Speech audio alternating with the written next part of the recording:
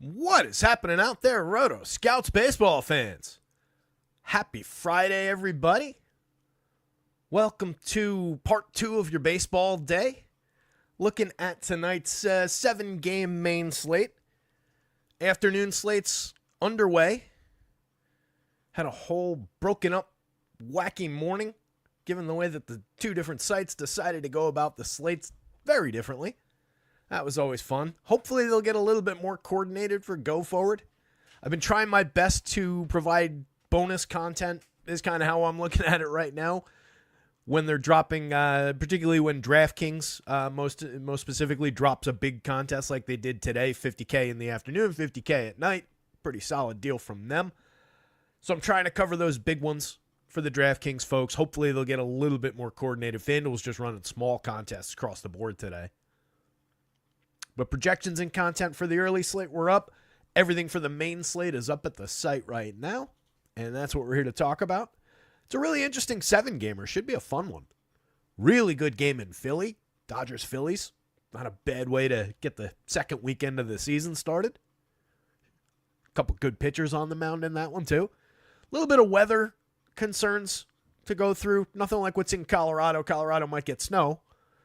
That could put a damper on the Coors game in the afternoon. Just kind of vamping here as people trickle in. We've got Cujo in. Cuj, good to see you, buddy. Hope your Friday's going well, too. Sam's here. Good day, Sam. Stephen B. What's going on? Let me fix this fan. Hold on one second.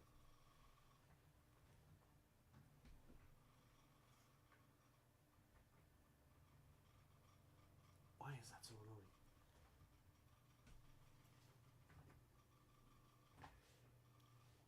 I'm making it worse. All right, whatever. I'll deal with it. Hopefully that's not like coming through the microphone or anything. It's just like this little rattling noise from under the desk. I don't know what's making the fan make that noise. I've got like the side of the computer box open and a fan actually blowing into it with the two fans from the gaming computer. This thing just runs oddly hot.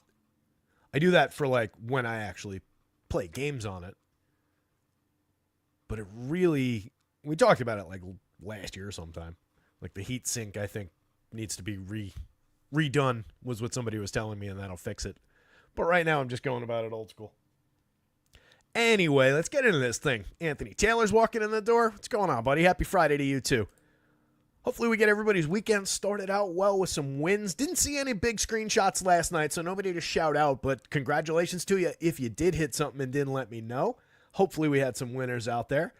We've started the season hot. A lot of winners over the first the first week, a week and a day. I love it. So keep those screenshots coming when you guys do hit something. As we get started, hit the like button for me. It's right down there. Takes you half a second. Does actually help. Subscribe to the channel if you haven't done that before. Definitely also does actually help. Would love to actually get this thing over 1,000 subscribers at some point. So tell your friends.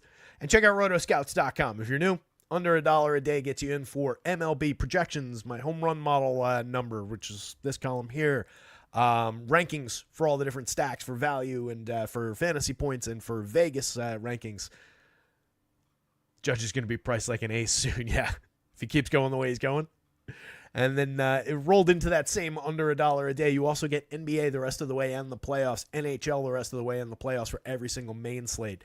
Those will be up after this show. Most of the way through NBA already. Just whatever changes come up as we're doing this, I'll take care of, and then they'll be up on the site, figure around 5 o'clock or so. And NHL just a 3-gamer tonight, so it'll be nice and quick and easy. I'll get that up on the site.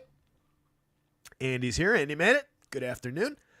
So let me pull up the board. Little blank space here from where the morning slate was. I took it off just to make the pitching board a little bit cleaner.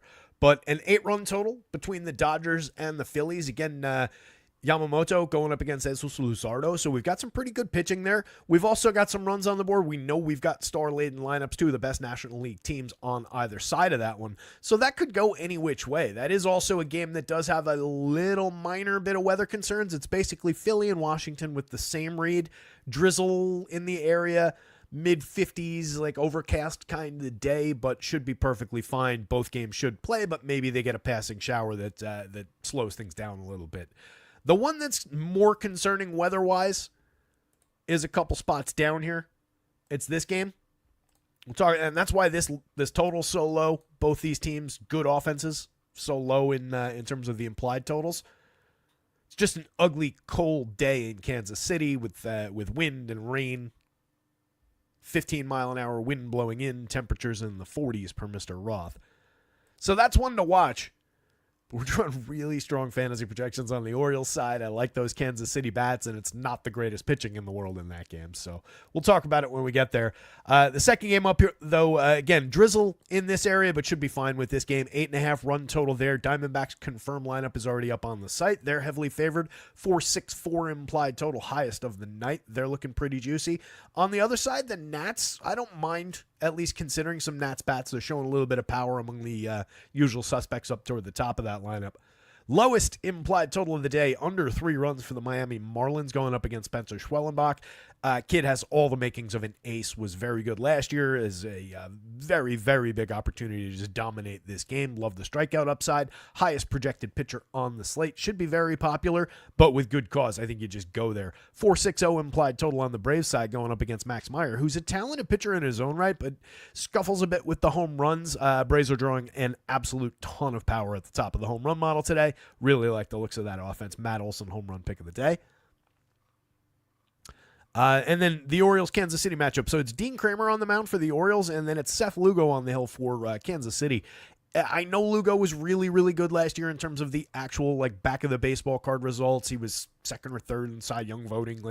He had a very strong season when it came to ERA, but there's a lot of underlying stuff to say that you can easily throw this Orioles team at Seth Lugo. On a nicer, warm day in Kansas City, I think we'd be all over that. I still think we can go there and just say weather and temps be damned and just take some good bats against a at least gettable starter.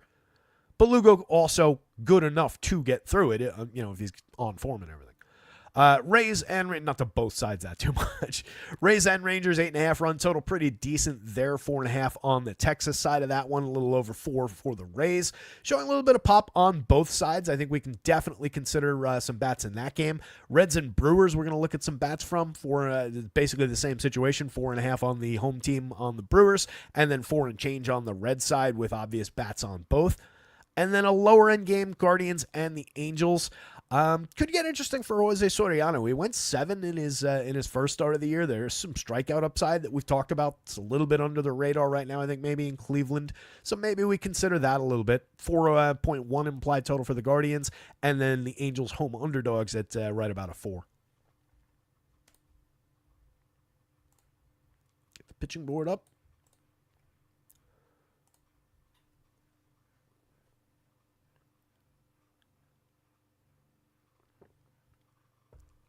Oh, nice. Thanks, pal. Let me see if those are handy yet. They're not there yet. Oh, at least, let me grab DC since that's the first game we're going to... Actually, no, that's the second game we're going to talk about. Let's see if we can buy a second so that you guys don't have to sit here and watch me type them in. Hopefully Labs drops them in a second. They've been a little bit slow. So Schwelly, top of the board, 10-6, 9-8, most expensive pitcher on both sides, and well worth it. The strikeouts are there. It's basically a pushover type matchup. There's not much to like in that Miami lineup. There are plenty of Ks for him to go find, and he's good enough to just create them on his own. So love the Schwellenbach spot. You can see how offset he is even from Yamamoto, who's in a much more difficult matchup against the Phillies.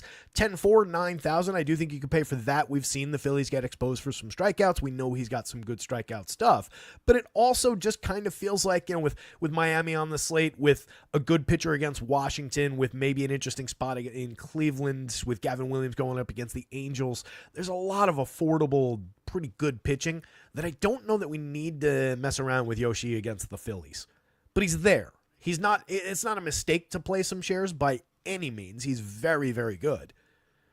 But it's just a deep enough slate when it comes to pitching. It looks very mid when you look at the name brands, but some of the spots, I will take some shots with Max Meyer, especially as an SP2 on DK, given his strikeout ability going up against that free-swinging Braves lineup. You catch them on the right day, you can absolutely have a good game there. So I think there's a ton to work with. As mentioned, Brandon Pfaadt, 7,800, 7,200. The price is right. The projection looks pretty good. Washington is showing a little bit of quality in their lineup, and Pfaadt can be a little bit up and down, but he's got excellent stuff when he's going right. I like the opportunity there, and he is not at all expensive. Soriano going up against those Guardians with all the strikeouts in everybody not named Steven Kwan, Jose Ramirez, or Carlos Santana. Everybody else in that lineup strikes out a lot, as we've been talking about. So I think there's upside there. FanDuel kind of priced him for it. And again, he went 7 in his first start. He's got kind of that type of depth to him.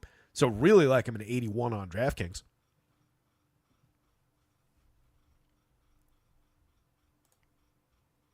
This fan noise under here is driving me crazy. If I keep my foot on it, it seems like it's...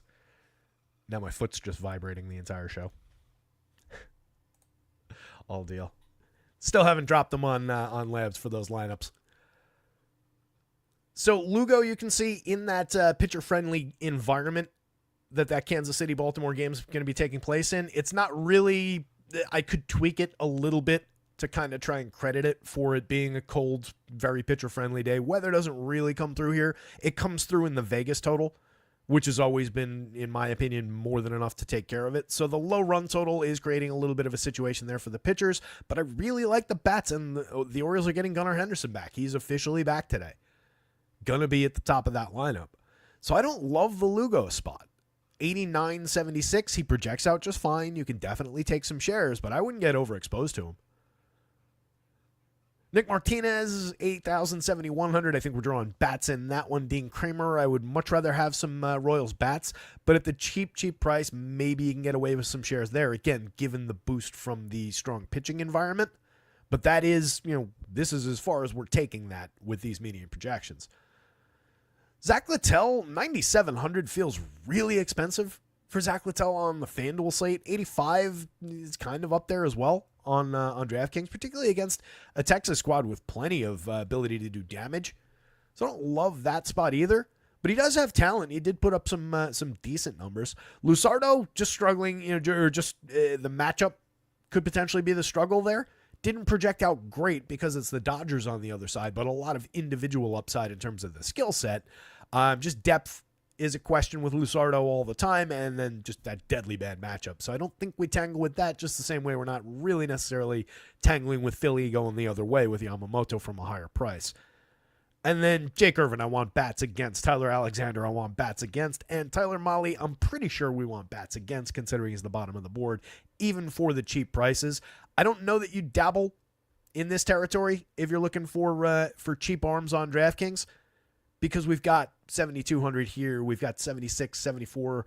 I don't know about the 71. But I think you're going to these like low mid sevens rather than try and mess around with these sixes as far as your discount SP2s on DraftKings. Just really good offense here, going up against a really mediocre pitcher there, and then a healthy enough respect for this Red squad. And Alexander's also going to go like 4 innings at most, so you don't really consider that. He's already worked twice. I forgot who I was talking about there for a second. 2 1/3 in his last one, and then an inning against the Yankees, all in relief. Faced 9 hitters in the last one. That was on the 30th. So we're looking at like a 4 inning at most, and probably more like 3.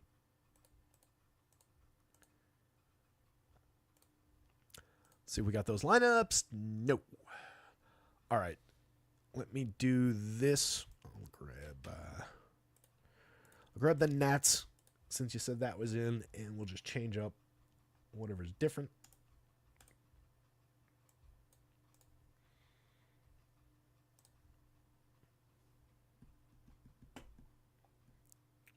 Phillies is in too. Fantastic. All right, Nats is Evanswood, Ruiz, Lowe, Garcia there. He still needs that junior. And then No DeYoung, Cruz. What is it, Jose, kind of? That's his name, right? We'll find out real quick. That is his name. All right, Nats is in. And let me grab the Phillies. As soon as I finish inputting these manually, they're all going to drop into labs. Happens every time.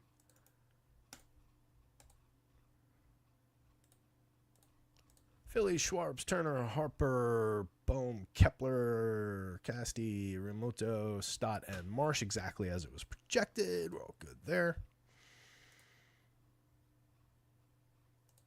And then the Royals. Hit the like button as we get into the game-by-game breakdown here. The slate, by the way, starts at 6:45. If you're just planning out your afternoon, make sure that you are scheduling properly. If you're used to the 7 o'clock locks. Let's get to the order. That's what we need.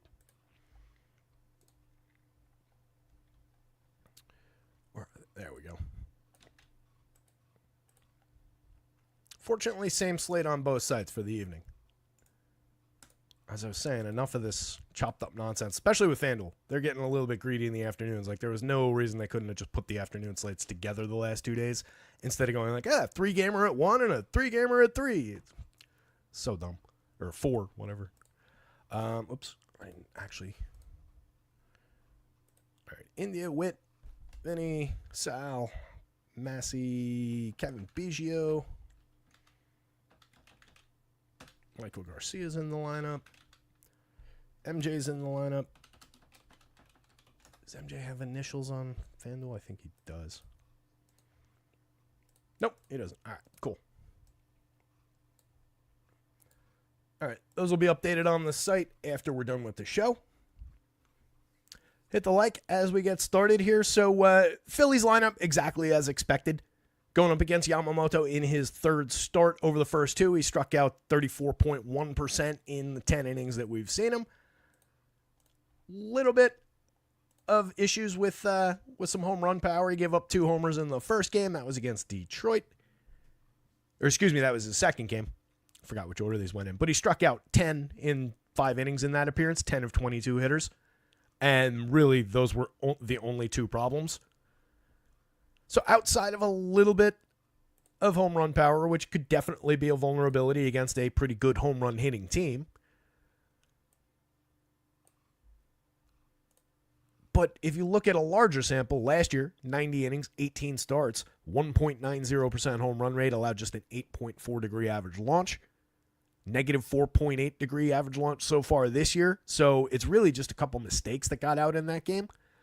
I don't think you're sweating the home run outside of just the idea that Schwarber and Harper are here.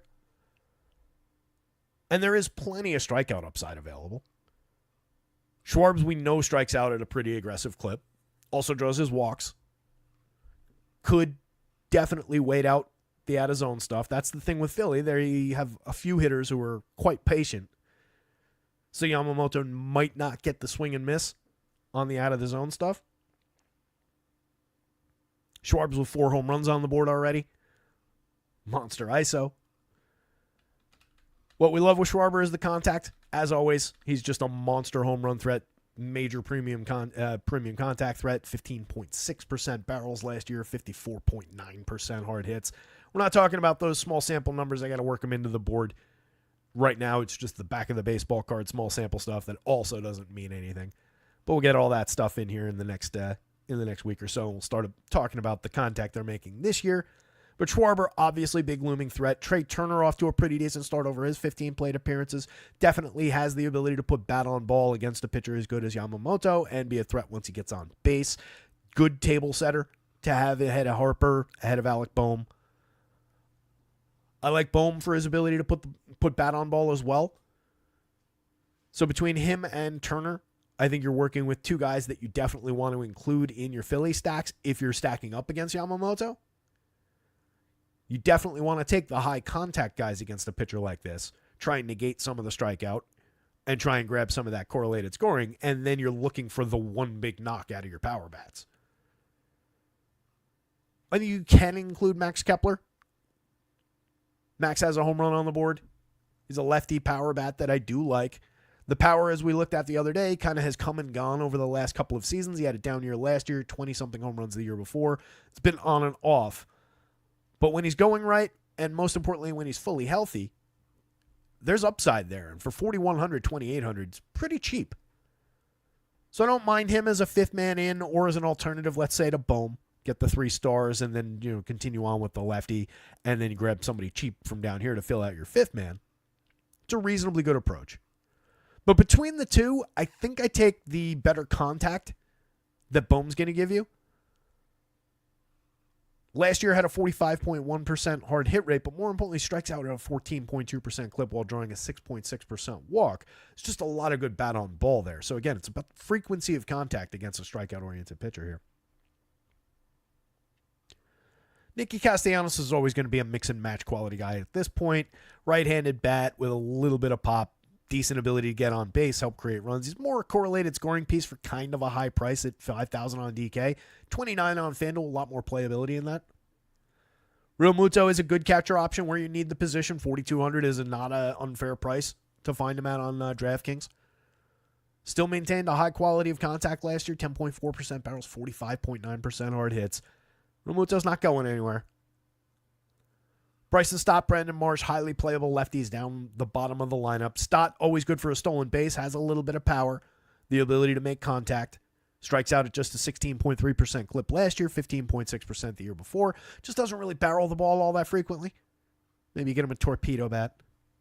And then Marsh, I talk about a lot for DFS because I think he's a really interesting wraparound bat at the bottom of the lineup, given his ability to get on base. So far this year, 421 over his 19 plate appearances. More importantly, 328 last year over 476, 372 over 472 the year before that.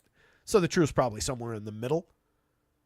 But that's a very strong on-base percentage from a guy who does have power, does drive the ball very effectively.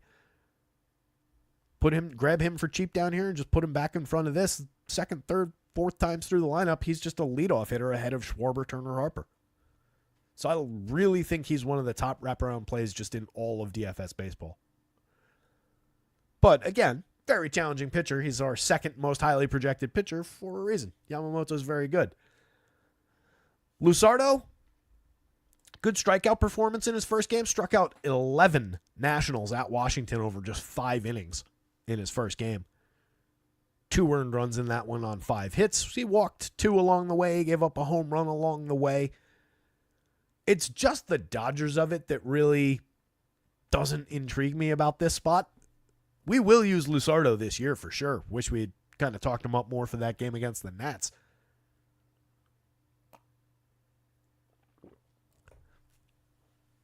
Was that also an afternoon game where the Shadows just kind of wreak havoc over there? Remember, we saw Mackenzie Gore strike out 13 Phillies in his first game of the season in the afternoon. Oh, Flaherty came out and out before getting through 6. That sucks. Such a common thing on FanDuel. Those 5 2/3 kill me. Absolutely kill me. I forget. Oh, it's Casey Mize, my big value play of the week the other day. Came out after 5 2/3. Biggio is a last man in. I mean, it's all right. It's not the guy I'd go, really chase, but it depends on what else is at that available at that price and position, and then what are you putting into that lineup? Is he just like a one-off OS? Where was he hitting in that lineup? 7? I'm so torn on that game because it's not to skip ahead. It's all about these low run totals for, you throw this Royals team in a neutral hitting environment against Dean Kramer, and you would expect a little bit more juice than 3.81. Same thing with the Orioles going up against Lugo. Again, Lugo was quite good last year.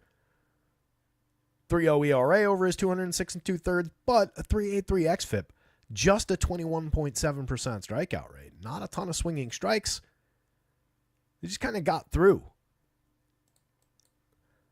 So I am intrigued by this game for offense. At 2,300, if you're putting him into the outfield, or especially at 2,000, if you're putting him at any one of 4 positions, there's a lot of value on Biggio there on FanDuel. At 23, if you're putting him into your outfield, sure.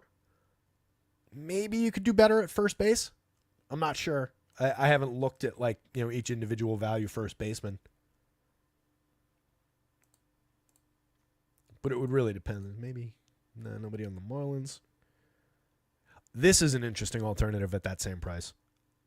If Brian De La Cruz is in the lineup, just with all the power showing for the Braves, look at all this power that's showing. I'm bouncing all around the board now, but just looking for $2,100 guys, that's an interesting alternative.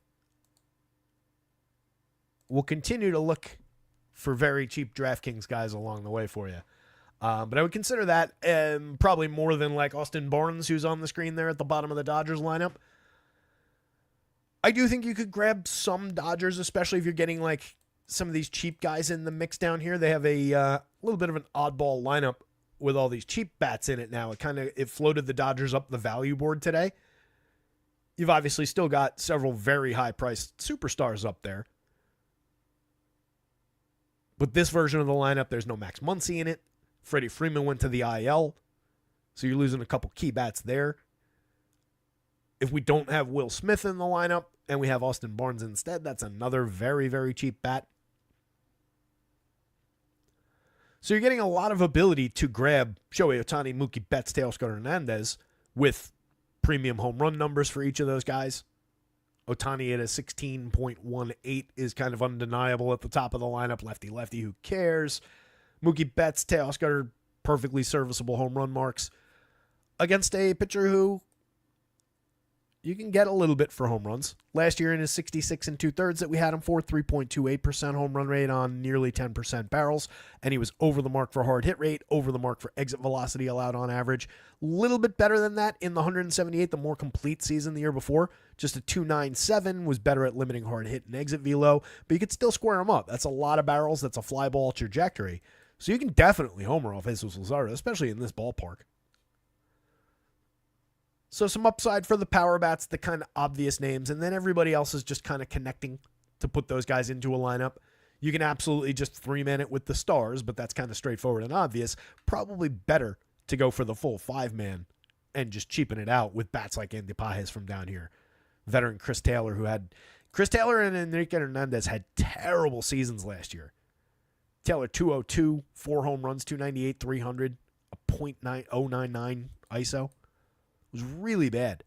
But over time, versatile right-handed bat, more of a hit tool guy, but does have a little bit of mid-teens, 12, 15 type home run power. Austin Barnes is just really, really cheap. Not a ton there. You can see with Chris Taylor, year before last, 9.8% barrels, 37.4% hard hits. For a part-time guy who fills two positions for cheap against the lefty, that's perfectly fine. So I think it's just about clicking some of these guys together with some of the more obvious names. Tommy Edman, if you're doing that at 47, I don't think is a good fit, despite where he's going to be hitting in the lineup. And he's obviously off to a ridiculously good start. If you go back to last year when the Dodgers first acquired him, he's got a just ludicrous home run rate in Dodger Blue. I don't think that's sustainable. I don't think he's all of a sudden like a top 50 player in the league. He's always been good, though. He's always had mid-teens home run power. He's got a little bit of speed, the ability to get on base. But at 47, the price is just jacked up there. So I think you go with the 3 expensive guys and then a couple of the really cheap guys to help boost your pitching or help boost your second stack.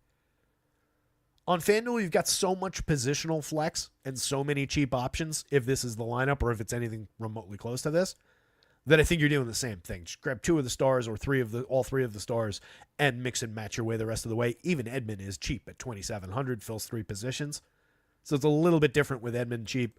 Enrique Hernandez is very playable still. He's got 2 home runs on the board. Everything else has kind of sucked just like it did last year. But that power is realistic enough. 41.2% hard hits last year with a 4.8% barrel. Does have the ability to drive the ball. Strikes out less than 20% of the time the last 2 years. So 4 corners game. I do think you can go pitching, especially it's not exactly a stellar day for hitting in Philly with rain and kind of mid temperatures. But I would say Dodger bats, Philly bats, Yamamoto, Luzardo in that order.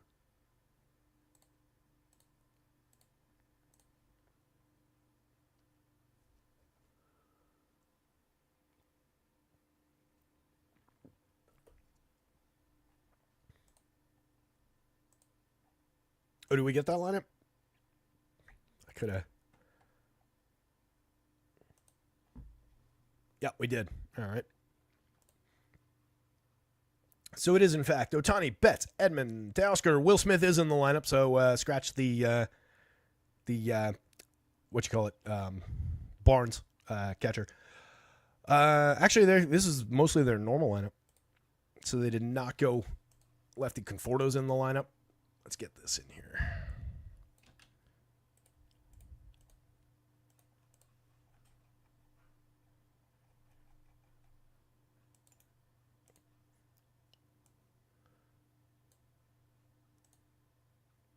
Looks like we got the Orioles too. All right, so this is Tony Betts, and then okay, goes there. This is Will Smith. Ross goes there. Pazos goes there. All right. So you get a different / better, in my opinion, version of the Dodgers lineup. Some of what I said about the cheap guys goes away, but you get Will Smith in here at a very good price, $4,400, $3,200 across site, especially where you need catchers. That's really cheap for a guy who is a star caliber catcher. 7.09 in the home run model. He's slashing 450, 607, 650 with a 200 ISO over his first 28 plate appearances. Got a home run on the board. More importantly, he's just a rock-solid bat. He doesn't really strike out that much. He draws a ton of walks, hits the ball very squarely, 10.8% barrels last year, 6.7 the year before, but a 40+% hard hit rate both of those seasons. Love Will Smith as a $4,400 option at catcher. Enrique's still very playable at 32. Conforto was, if I'm remembering correctly, very good against lefties last year, which is probably why he's in the lineup today.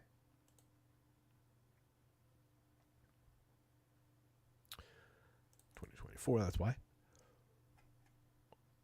Yeah, last season, same-handed. Conforto was excellent. 284, 349, 537, had a 253 ISO, created runs 45% better than average. 6 home runs in his 106 plate appearances against same-handed pitching. So that's what's got him in here right now.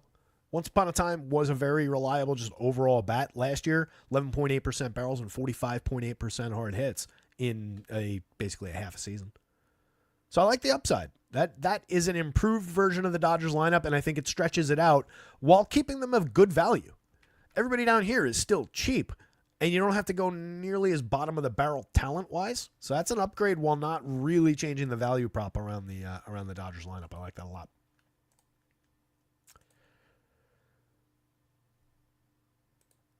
Let's see. Braves is also in. Come on. All right, we've got both of these, so we'll talk through this one, and then we'll grab those other lineups. Maybe Labs still hasn't dropped the first couple we were looking for. Hit the like button, hit the subscribe. Bouncing around a little. Yeah, no Barnes, Dustin. I believe he does, though. That's not something I really pay all that much attention to, but that does ring a vague bell. Do I even have that? Where?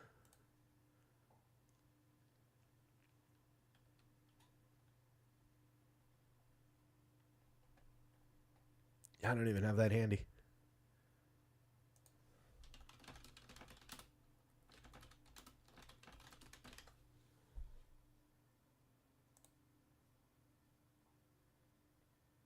Oh, there we go.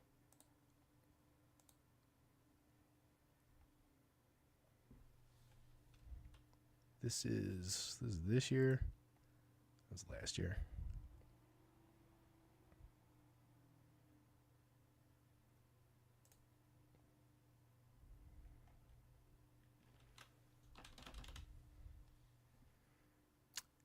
Uh, 63rd last year out of 66 catchers by catchers caught stealing above average as calculated by StatCast.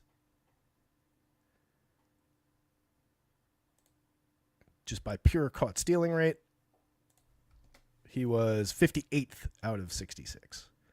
Will Smith, on the other hand, by that same metric, is 5th. So that is a radically different proposition as far as stolen bases against now. But yeah, good call out. Always worth looking for. And no doubt about it. Can definitely help with just informing a decision like that. And it's not something that necessarily is going to feed through the back of the model. So it would be something where you could say like a minor upgrade for, depending on which way that went for like a Trey Turner. If it's Barnes in there, you can definitely say there's a little bit of extra meat on the bone there as far as the stolen base goes. But obviously stolen base is dictated by so many different variables. Anyway, one of these things not like the other as far as the guys on the mound. Big fan of Brandon Pfaadt, not so much of Jake Irvin. Irvin, in his first outing, faced the Phillies. 5 innings, gave up just 2 earned on 7 hits, struck out just 2, walked 2, gave up a home run, though. Pretty Jake Irvin kind of start, maybe with fewer runs. Last year, 4.41 ERA, but a 4.03 xFIP underneath it, a 20.3% strikeout rate, nothing overly impressive. There's lots of contact available. There's plenty of BABIP available given the nature of the contact that he allows. 9.2% barrels, 39% hard hits. Plenty of home runs available. Stuff Plus doesn't like the arsenal. He's 6 points below average. Was below average by Stuff Plus in that first outing while allowing a home run. All these barrels in the tiny sample. I think you just grab some Diamondbacks bats and take the highest run total on the slate and run with it. One of the best offenses in the game last year. On the Brendan Pfaadt side, at 7,200, I think that's a really interesting pitching option. I've talked about liking this Nationals lineup a little bit, especially the contact that they have and the quality of young players that they have up at the top of the lineup. But Brendan Pfaadt is good. 4.71 ERA is definitely inflated last year. Ignore that. 3.58 xFIP is the much more correct number. He had an up and down season in his rookie year the year before. If you remember, he was mediocre through like 10, 12 starts to begin the year, went down and then came back up for like a final 10 starts and was dominant through those 10 starts in the playoffs. And then over 181 and 2/3 last year, put up a 3.58 xFIP. Struck out 24-3 against just a 5.5% walk rate. 11.4% swinging strike rate. Very, very good. Solid 29% CSW. You can see Stuff Plus loves the arsenal. Was not bad for premium contact, but there's some there. There's plenty of home runs that were hit against him. 3.16. And it's not unmanageable at that number, but it's a little higher than I'd want it. But it's not problematic either. So I just love the pitcher at this price on DraftKings, 7,200. First outing, he went 6, faced 25 hitters, gave up 3 earned on 6 hits, struck out 5, walked 1. One of those hits was a home run. Love the upside for Brandon Pfaadt. You can see he didn't really have his best stuff in that game. It's a big dip from where he was last year as far as how the actual stuff graded out. Something to keep an eye on for sure. If that continues over, let's say, 5 starts, then that's obviously troublesome. But I don't think that's going to be the case. There was nothing like that going on in the spring that I noticed. So given where he projects on this slate, love the option. 7,800 on FanDuel, easy to get to. I do think you can draw Nats bats against. 3.95 implied total, not the highest mark on the board, but definitely not nothing for April baseball. C.J. Abrams up top. A lot of speed, a lot of power, 2 stolen bases and 2 home runs already on the board in 26 plate appearances. Last year stole 31, hit 20.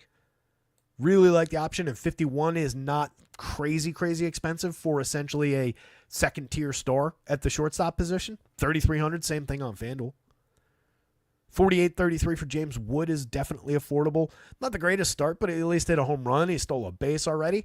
Last season, as a rookie, 9 home runs, 14 steals, 354 on base, kind of most importantly there.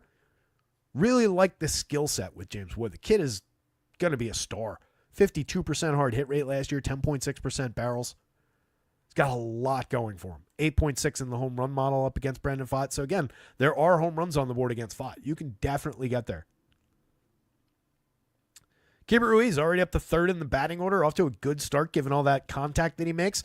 We've talked about it a bunch of times. It's just the quality of contact is not exactly ideal for hitting home runs. Did come away with 18 a couple years ago, but dipped badly for power and ISO last year. Out to a decent start, though. 2 home runs on the board. A 333 ISO is not going to hold. But given the ludicrous contact that he makes, just tons and tons of available contact, especially moving up to 3rd, seeing a little bit of a fraction more plate appearances, really like the bat. I think he's interesting where you need to play catchers at 4. I think you can play him like a first baseman at 28 on FanDuel as a value. I do like Nathaniel Lowe, though. He gets on base at a very strong clip. He's hit 2 home runs early in the season. We'll see what the power looks like, but I fully expect him to be engaged as a run creator on this team and getting on base at a 340 to 360 where he is now kind of a clip. He's going to be an interesting producer all season, and he's typically not all that cheap not all that expensive. At these prices, I definitely think you can grab the lefty if you're going Nats. They're not going to be popular, so it'll be a little bit off the beaten path. And you can see everybody right through here, 6.5-ish plus in the home run model. So there's power showing. There's quality of run creation showing here. So the Nats are not off the board against Fott, much as I like him and prefer his side of that equation. Luis Garcia, just good bat on ball, low strikeout rate, fairly low walk rate. Had a good year with BABIP last year. We'll see what it looks like this season. Also hit some home runs last year, a little bit of a breakout. Not the greatest 17 plate appearances to start this year, but it's only been a week. Josh Bell, very playable veteran. Not a great start, but has a home run on the board. Dylan Cruz, to my knowledge, the only regular starter in baseball without a hit so far. Jose Tena, mix and match. Jacob Young, mix and match with a lot of speed from the bottom of the lineup.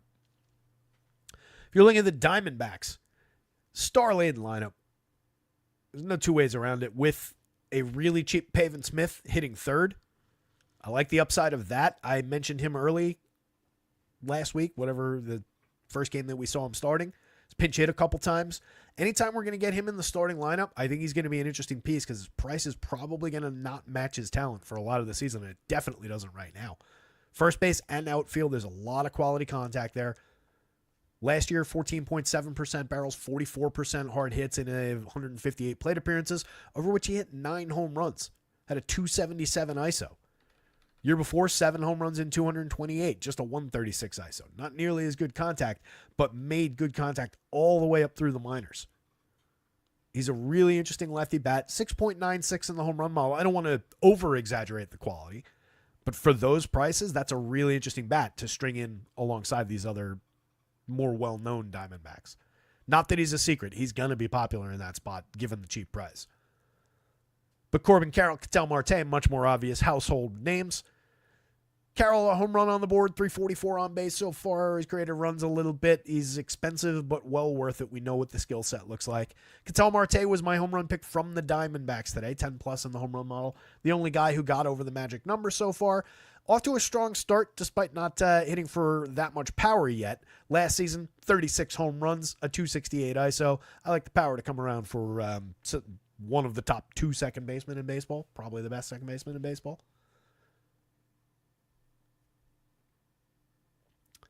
Josh Naylor, 2 stolen bases on the season. A little bit odd if you actually watch him run. One was uncontested against the Yankees yesterday.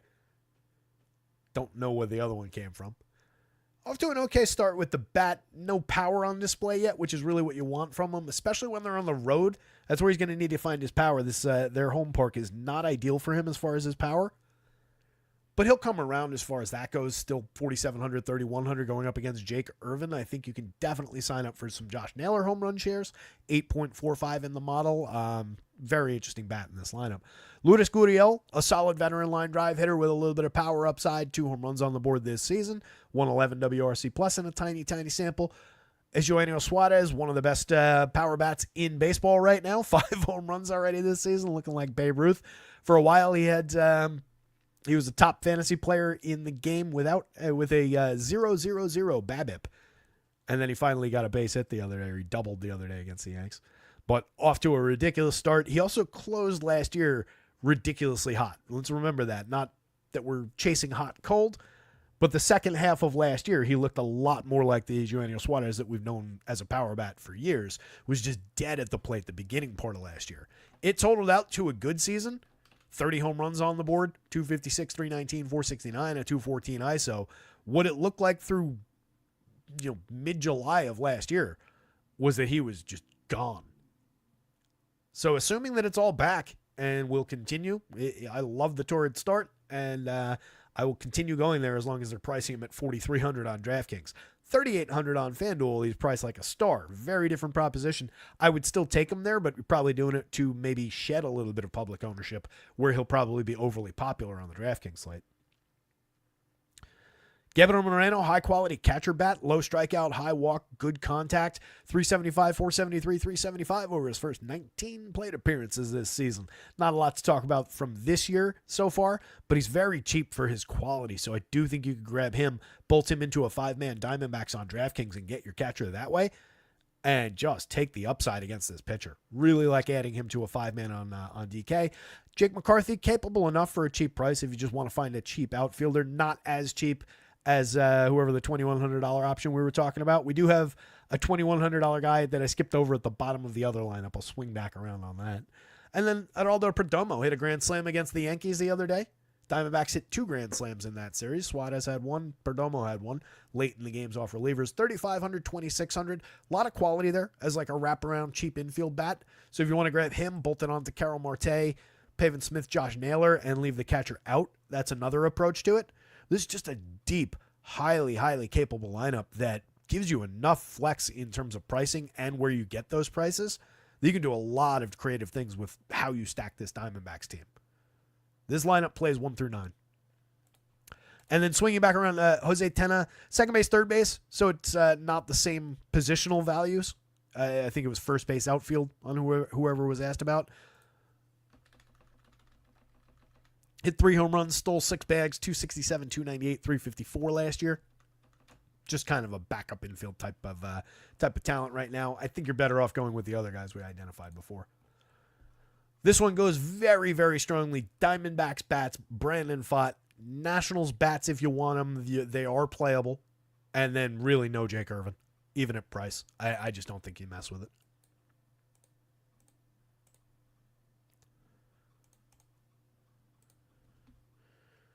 Greg Bancone's in the house. What's going on, buddy? NHL winding down. Back to MLB. Yeah, I got to jump on the NHL projections. Fortunately, it's only a 3-gamer tonight. The other day has been a couple of these have been killing me where I jump off of this show at like 4, and it's like, oh, good. There's 25 or 25 would be a weird number. There's 24 NHL teams to sort all the line combinations and power play units.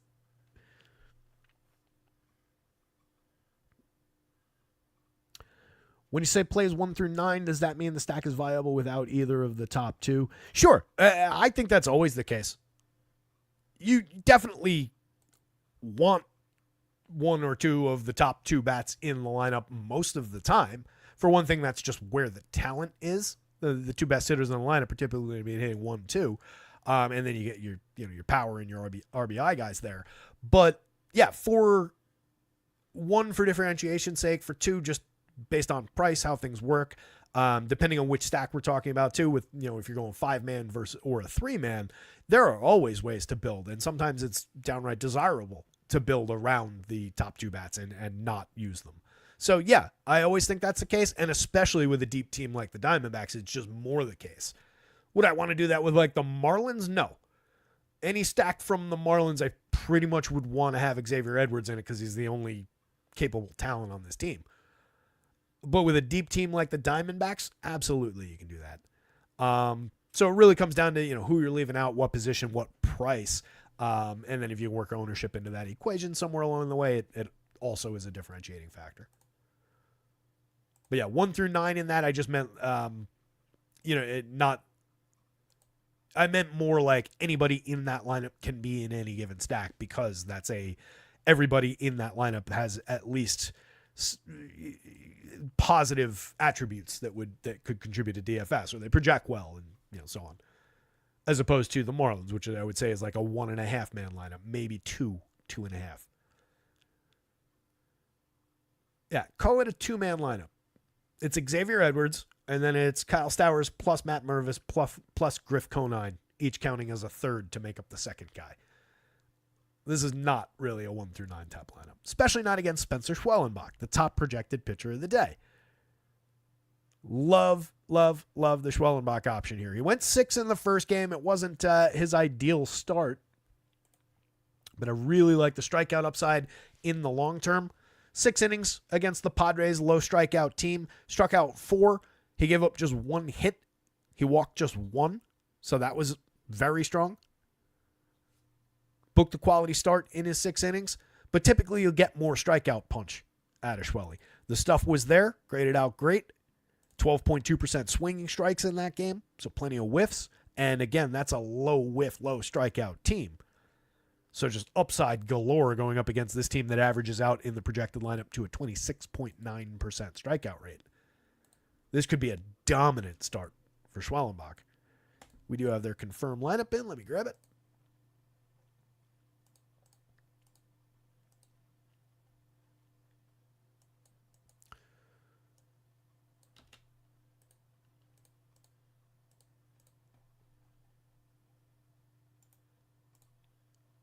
Okay, and it is going to be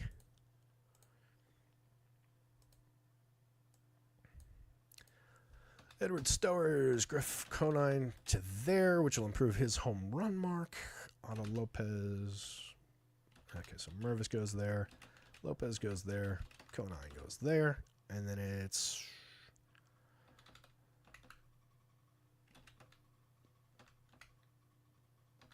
who's missing? Okay, all these guys go down like that. And the hell is Liam?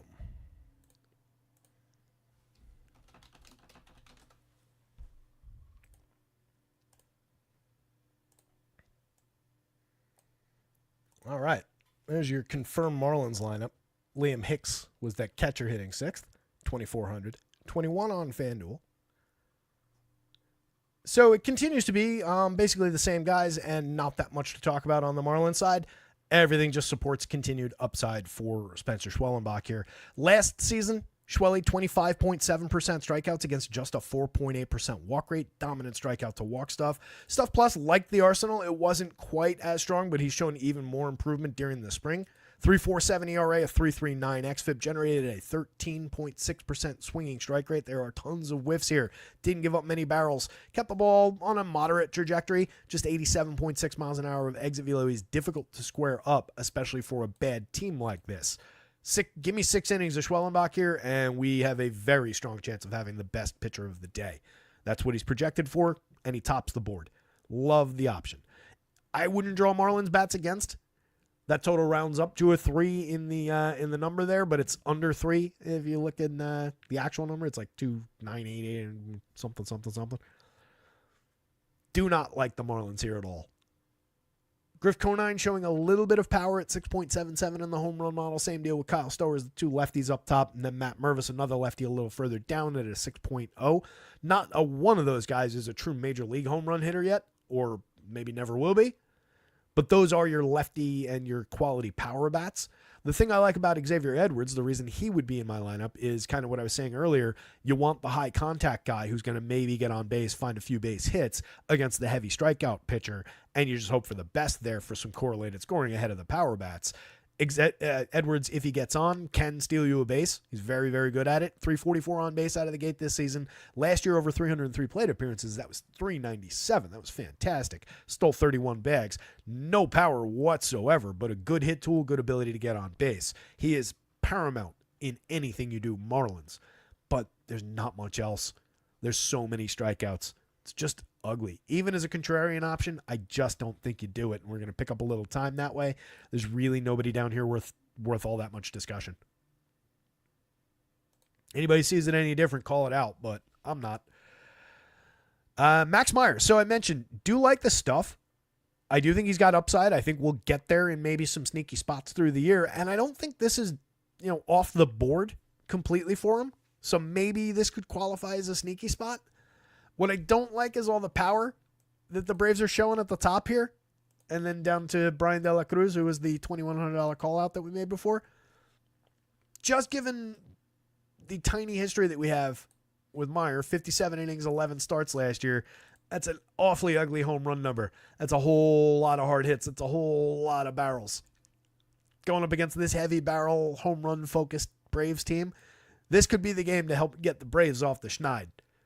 Look at all these sub-Mendoza numbers. Everybody in this projected Braves lineup is sub-Mendoza over the first week of the season.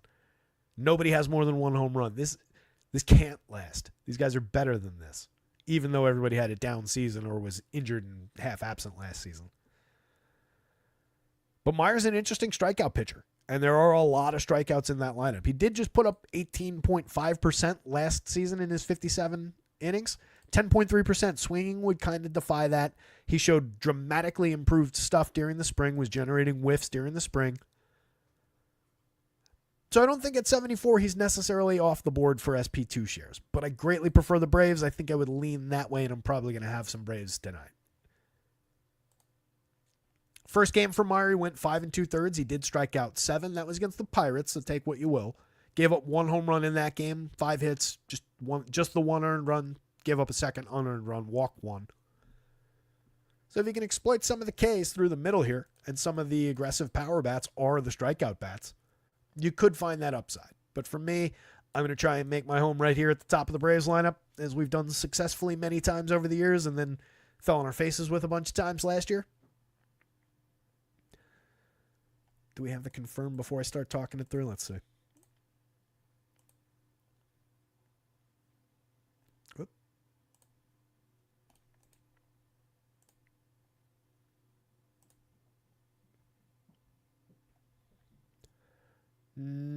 We do.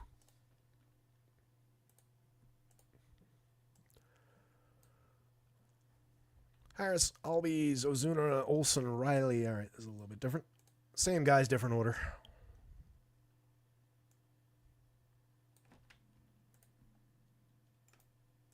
Whoops. Only for misclicks, I'd be so much better at this. All right. Harris, Riley goes down here. All these goes up there.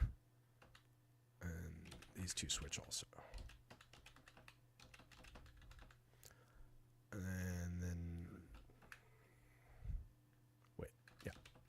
Riley.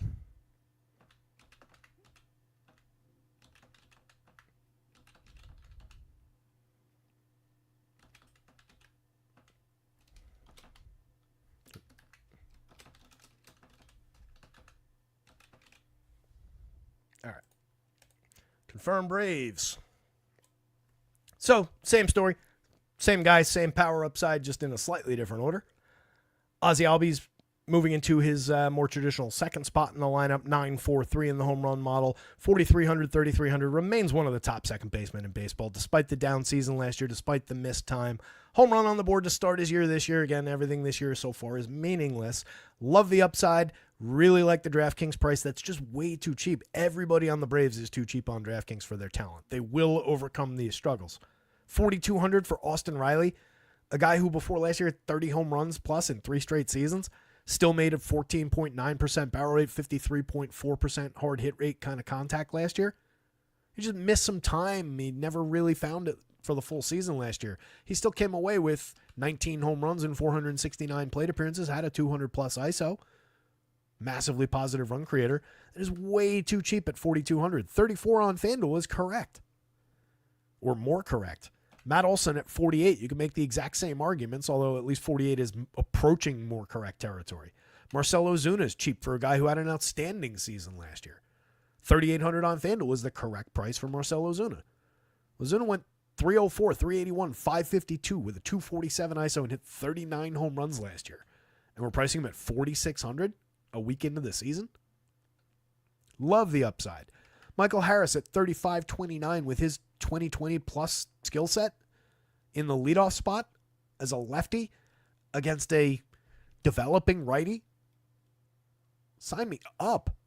4.60 implied total for the Braves. I like them to crack through that. And if Meyers is shaky at all, this could be a big day for Braves bats. Matt Olson's the home run pick of the day today. Austin Riley was the home run pick from the Braves. But you can see the 4 guys above the magic number, plus Albies, plus Brian De La Cruz for only 2,100, 2,500. Let's not forget that Brian De La Cruz is a good hitter himself. He hit 21 home runs last season in 622 plate appearances. The ISO left something to be desired overall. The WRC Plus definitely left something to be desired. So did the slash line. Year before, though, he was a more complete bat. 259, 305, 412 slash line with 19 home runs in 627. Still below average run creator, below average ISO at 153. But he's effective enough as a very cheap, nearly the dead min price bat, hitting 6th with this kind of power showing. And once we get into the Marlins bullpen of all things, that's a cheap, cheap bat. 9.3% barrels 8.8% the last 2 years, 41, 42% hard hits. There are some strikeouts, and he doesn't really draw walks. It's part of why he's not great for WRC+. But if you're just looking for cheap pop, Brian De La Cruz is definitely on the radar. Drake Baldwin, not the best start over his 20 plate appearances, filling in for Murph. Nick Allen, just kind of a mix and matchy type infielder, but Jared Kelenic, definitely interesting at the bottom of the lineup for just 24-25. Everything I said about Brian De La Cruz applies to Jared Kelenic, except Kelenic maybe more power upside, despite not really flashing it at the major league level because he's never fully landed. A lot more struggles, a lot more perception of maybe being a bust for Jared Kelenic.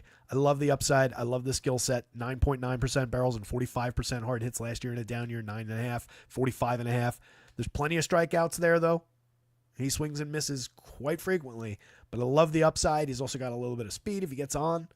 So for a cheap wraparound type guy, if you're going to the Braves for a full 5-man, don't fully discount Jared Kelenic. Maybe he doesn't go into the first one that you build, but one of your first 3, I would probably have him. It's just he kind of gets beaten out by that cheap price in the better spot in the batting order. But I really like 1 through 6 here, and it's kind of 1 through 6 plus 9 for me. These two guys take or leave, but 2,700 is not bad for a catcher if you're just getting aggressive about Brave stacks. Schwellenbach, not too far behind Braves bats. Really, for me, it's nothing on the Marlins bats, but Max Meyer does fit in there after the Braves bats as just a little bit of a contrarian, throw a couple darts at it kind of a play.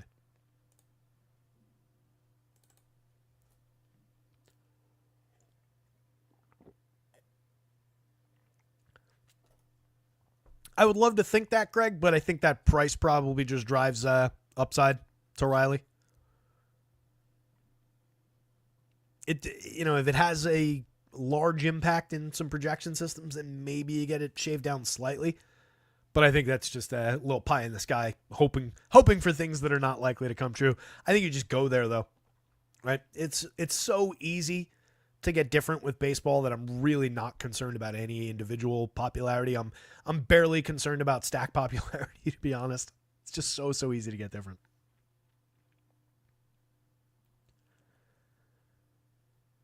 Let's see. Orioles lineup is in. Let me grab that. I can't believe Labs not to continue ragging on Labs, but they haven't updated any of these yet. But they do good work over there. All right. So as mentioned, the most important thing that we're going to talk about for the Orioles is the fact that Gunnar Henderson is back. Their best player. Major upgrade to their bats. Major threat to Seth Lugo up top. Gunnar, Adley, Westburg, Mullins.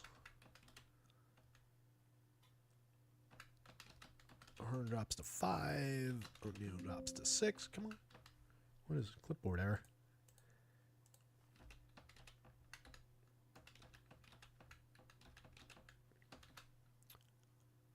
Kierstad here, Mountcastle there, and Holiday. What a lineup. Man. That is an enviable lineup. Look how good that is. The one thing really holding these run totals down, as discussed at the top of the show, is just the weather in Kansas City today. It's 40s. The wind is blowing in at like a 15-mile-an-hour sustained. It's just not a good hitting environment. Slightly different weather, and you would be over 4 runs, I think, on both sides of this game. If it renders them a little under-owned, though, I do still think we can mine some upside out of these Orioles bats. Maybe it's best used as a 3-man, or maybe it's best used as a source of one-offs. But there's just too much talent here to completely ignore the Orioles just because it's a little bit cold, just because it's a little bit windy. It's coming through the model just fine. So kind of like the Orioles bats. I'm not the biggest Seth Lugo guy in the world. I think he's fine. Definitely an innings eater. 206 and 2/3 in his 33 starts last year. Good number of quality starts in there. Had a 3.0 ERA, which is very good, but a 3.83 xFIP is kind of shaky. It's fine, but it's you're talking about a 4+ type number really, really easily there. Several points below average by Stuff Plus as far as just the physics of his pitches. Was very good at limiting home runs, but not necessarily due to limiting hard hits or exit velocity all that much. The 88.5 is fine on exit velo, but the year before that was 90.7, 44.2% hard hits and 9.6% barrel. We could slip right back into that territory really, really easily. So I think this might have been a little bit artificial.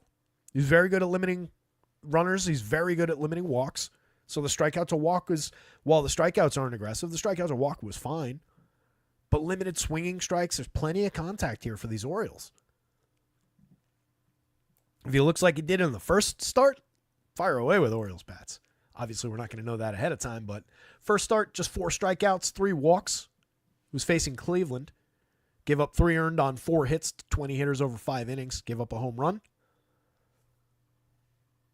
I don't love the Seth Lugo play against, but I get it in the conditions and particularly on DraftKings at 7,600. There are some strikeouts in this Orioles lineup. The confirmed version has a 23.5% strikeout rate from last year. If you look at that, some of that's Jackson Holiday at 33.2 in a small sample, but Tyler O'Neill's a free swinger. Gunner's got a little bit of strikeout, slightly above average at 22.1 last year. But there's also low strikeout guys. Ryan O'Hearn, Adley, Cedric Mullins in the heart of the lineup there. So I think you're looking at, on a good day, still probably around that 1 in 5 strikeout number, maybe 1 in 4.5 from Lugo. And there's enough patience in this lineup with a bunch of upper single digits and a couple guys into the double digits as far as those walk rates go, that if Lugo doesn't have his command or struggles a little bit with his command again, even with the wind and the cold temps on his side, it's going to get really ugly in a hurry. But that 76 is downright cheap. 89 is kind of a no thank you, unless we're just getting a few shares just to be different and like low single-digit ownership on FanDuel. That would be the way. That's actually worth checking. How popular is he going to be in this spot? I think he's going to be more popular than I would want him to be, just because of those low totals and the buzz of the weather. Nope. No, he's playable. All right. Single digits. It's fine. If you want some contrarian shares of Lugo, if you're a fan, feel free. I am not. I think I'm going to look at some Orioles bats and hope that they come up a little bit light. Let's see what their ownership looks like.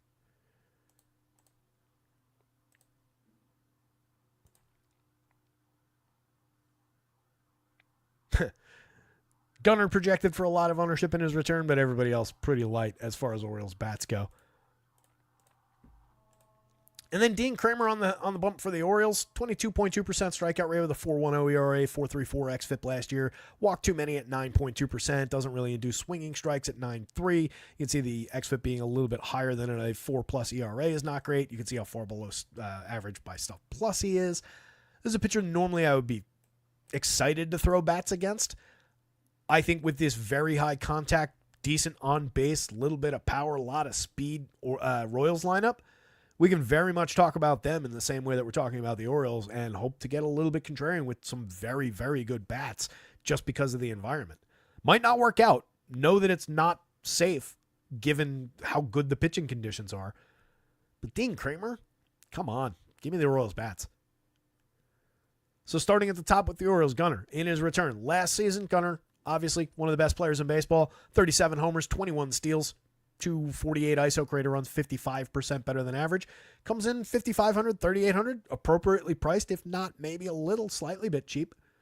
Adley at 48, downright affordable where catchers are required. 35, play him like he's a first baseman on FanDuel, no worries there. 46, 36 for Jordan Westberg, too cheap on DraftKings, appropriately priced on FanDuel. Off to a great start with 3 home runs on the board. That's coming off of an 18 home run, 447 plate appearance breakout with a 216 ISO last season. Cedric Mullins is still just 4,000, 3,200 despite his hot start. Usually the sites overreact to this. 308, 400, 692 with 3 home runs and 2 steals on the board from a guy who has gone 30-30 not too far in the past, who went 18-32 just last year. The triple slash left a lot to be desired. The 171 ISO left a lot to be desired. He was still a positive run creator, though, by 5%. And the counting stats for fantasy purposes are great. Do not ignore Cedric Mullins hitting in the heart of this Orioles lineup for just 4,000 if you're going to this team. 3,200, perfectly playable on FanDuel, but not quite the bargain he is on DraftKings. Ryan O'Hearn at 38. There's so much quality bat on ball there given the low strikeouts. He can also draw some walks. He's hit for average. He's hit for power over the last few years. He's a good cog in the machine in this lineup. Tyler O'Neill has ludicrous power with a little bit of speed. 364, 400, 545. I don't know how much that the slash line holds, but we're going to get a ton of power upside out of Tyler O'Neill this season. 270 ISO with 31 home runs in under 500 plate appearances last season. If we can ever get him out to 600 plate appearances, you got a good shot at a 40 home run hitter. And then it's a strong finish, the bottom third of the lineup. These three kids could, you throw them on the Pirates and they'd be, well, no, not the Pirates. They've got a couple decent bats up top. Throw them on the Marlins and that's your 1 through 3 or 2 through 4 behind Xavier Edwards. There's a lot of talent right there. Mountcastle at 4,100. 8.8% barrels, 45.2% hard hits last year. 12.1 and 44.6 the year before. Has shown more power in the past than he did with his 13 home runs last year. I love him to come back for power this season. Jackson Holiday.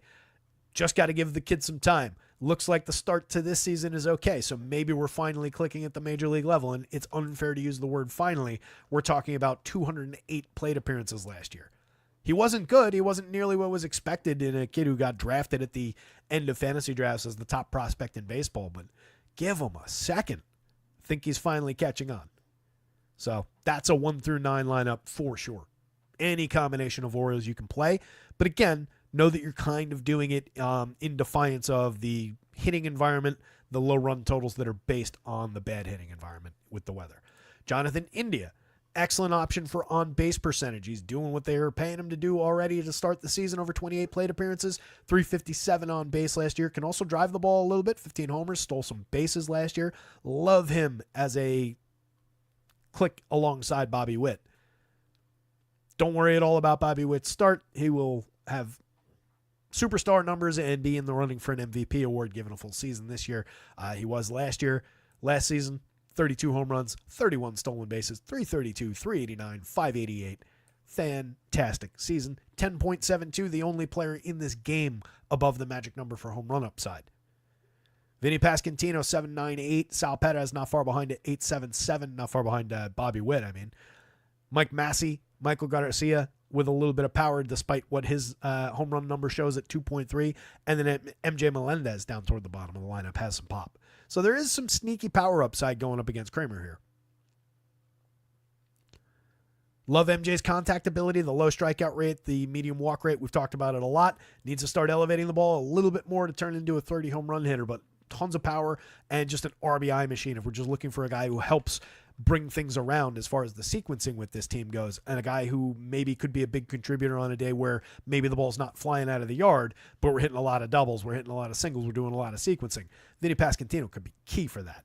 Sal Perez at just 4,500 is a great price. 12% barrels last year, tons of home run upside. Sal is still a star caliber catcher, and he also slots in at first base for a fair price. Massey's just a decent lefty stick. There's a lot of contact there. Has the ability to generate bat speed and power, but just comes out in the mid type range, probably a 12, 15 home run type guy, but playable at second base for 4,000, 2,700 across sites. Biggio was the guy we talked about originally, 2,300. So I got 21 in my head. We actually had 200 more to spend. 2,300 first base and outfield on DraftKings. What's really interesting is the dead min price on FanDuel across 4 positions. He's not good, but he's not completely terrible either. A couple years ago, 9 home runs, 5 steals, and 338 plate appearances, but created runs at a 103 clip and got on at a 340 on base. Was terrible through last year, 84 WRC plus, 5 home runs. But just as a dart throw in this lineup or a cheap bat in this lineup, I don't mind it. As I said when the question was originally asked, it wouldn't be the first name off the top of my head. But he's sitting right there hitting 6th. It's not a terrible, terrible option. Garcia's hit 2 home runs early this season. We love him for speed. We need him to get on base more. I like the power upside to continue to grow. It's a good start. 4,800 feels a little bit high price, though, at third base on DraftKings. 29 second base eligible, a lot more like it on FanDuel. And then MJ has always put good bat on ball. just needs to get consistent, needs to find consistent playing time. This isn't the way to do it over 15 plate appearances, but last year 17 home runs and 451 plate appearances, a 194 ISO. Not dead for power at the bottom of the lineup. Kyle Isbell entirely skippable.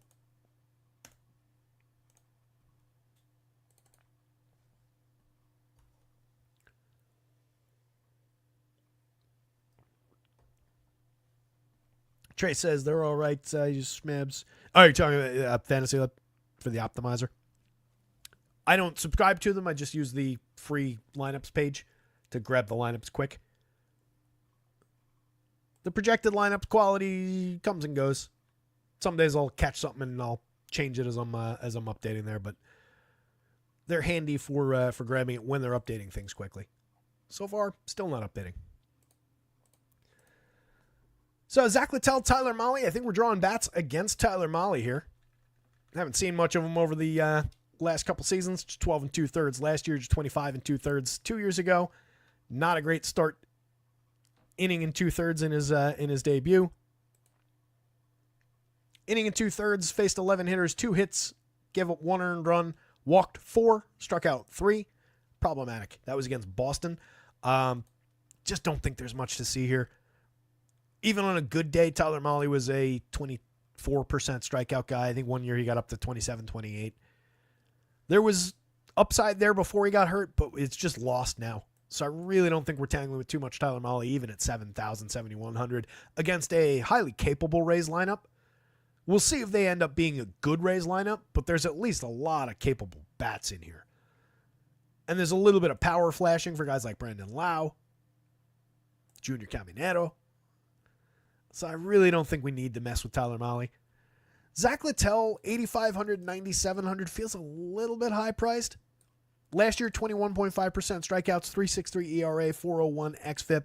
Decent with the walks, very limiting for walks. Struggle a little bit, looks like, with BABIP. Too many runners on, given that low walk rate. But an 11.1% swinging strike rate. There was some stuff to like here. Stuff Plus didn't really like the arsenal. A little bit of power was allowed. Showed some growth toward the second half, if I'm remembering correctly. I might not be, though. Don't quote me on that part. But I think there's some talent here. Had a good start to his season. Faced Colorado, though. 4 hits, 1 run, struck out 7 over 6 innings. You like to see the 6 innings in a little bit of depth. But facing a much tougher opponent in a relatively low strikeout, relatively high-powered Texas team.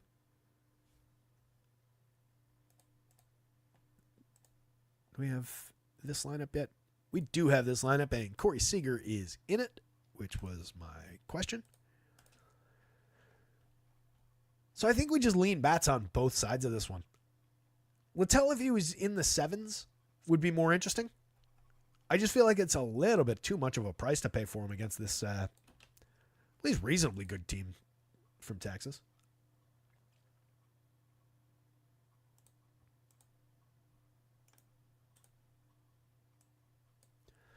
Semyon Seager, Langford, Jock, Garcia, Berger, Smith, Higgy in for Jonah Heim.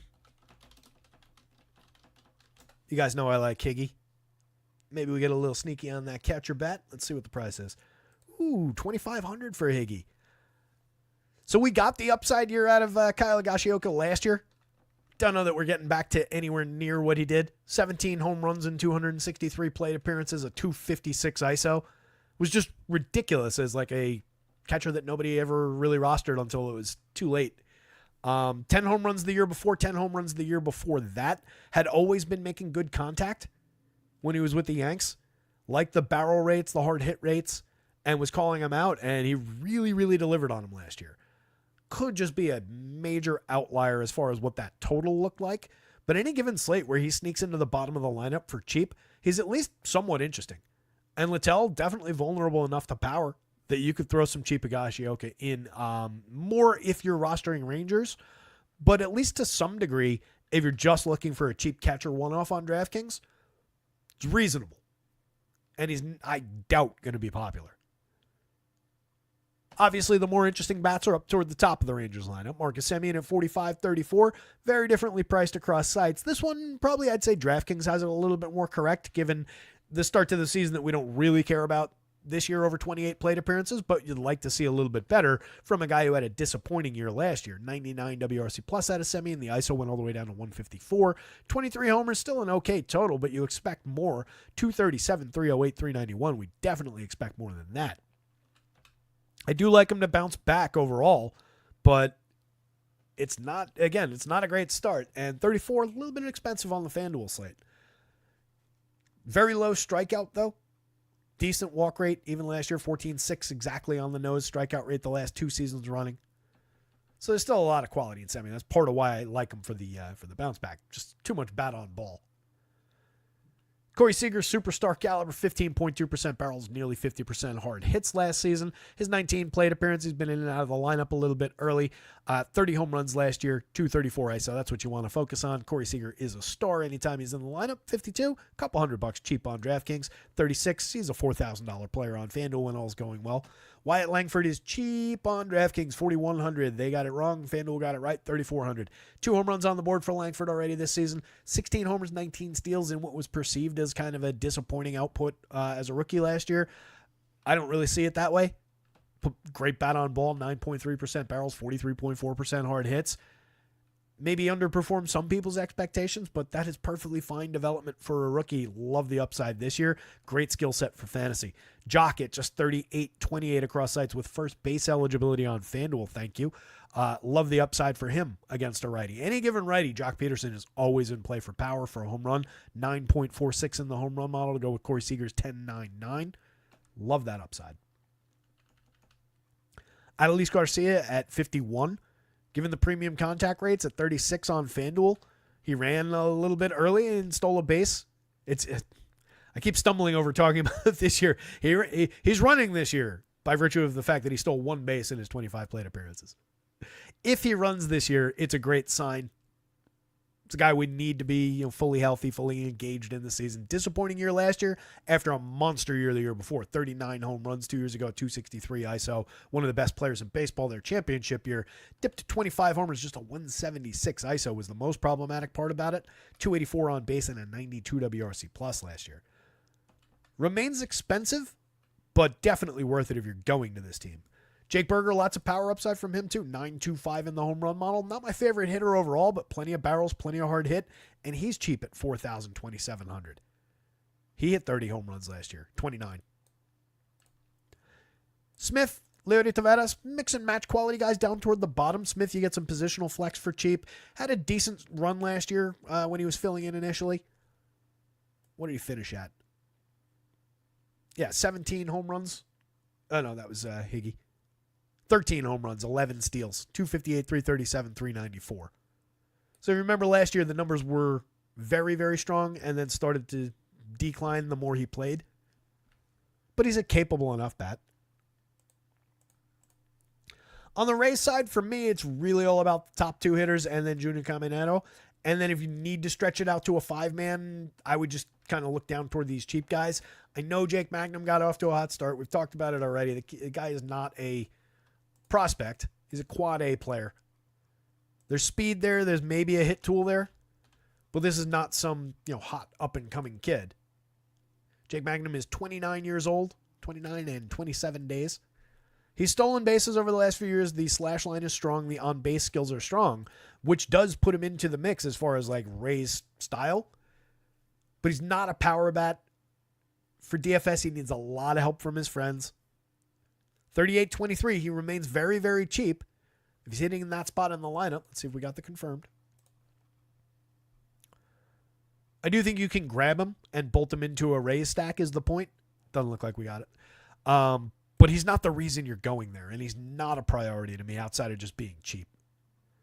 These 2 guys and that guy are the priorities. Caminero has a fantastic star caliber developing bat, 9.3 in the home run model. Last season,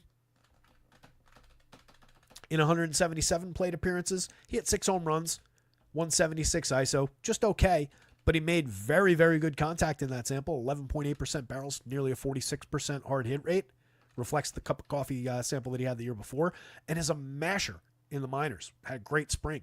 2,800 is too cheap for that talent, 4,400, same thing. Brandon Lau we've had for years, 10.28 in the home run model today. He's got 2 on the board already.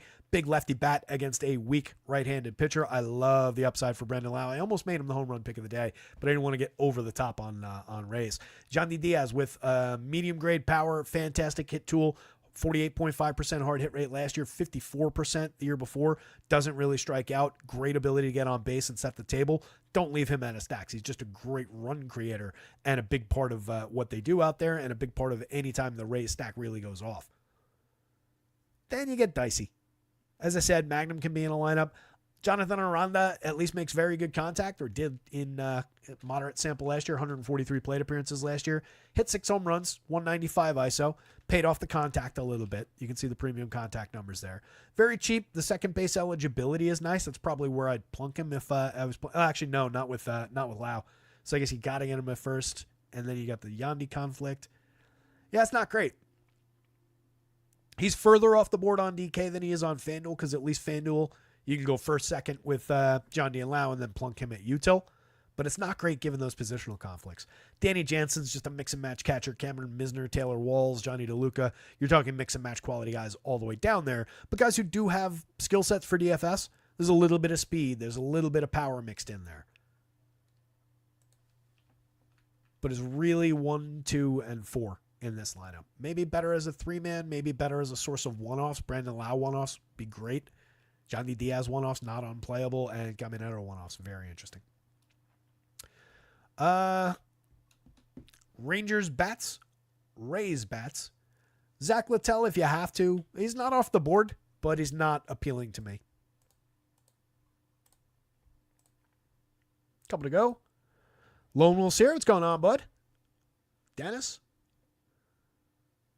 Trey's looking for Shodi Imanaga to pick up some Ks. Hit the like button if you're just walking in the door for the last couple of games. Rewind, play on 2.5 times speed. That's how I do it. If you're at the site is rotoscouts.com. If you're at the site, you probably know that. If you're looking for the site is rotoscouts.com. If you're there looking for NBA, NHL, be up shortly after this show. Just 3 games to get through for NHL. I'll knock that out in a hurry. NBA, I got most of it done before this show. Just need to catch up on anything that's changed, which is probably everything. But that'll be up very, very shortly. If you're new here, it's under $1 a day on a weekly, monthly, or quarterly. So we're talking about, what is it, $620 something, guys, to get from today to next Friday? Basically every baseball slate, every main slate is guaranteed. And I've been adding most of the big early slates, late slates, and so on. But every main slate for baseball, projections, my home run model numbers, stack rankings, home run picks, etc., etc., NBA projections, NHL projections for every main slate through the playoffs.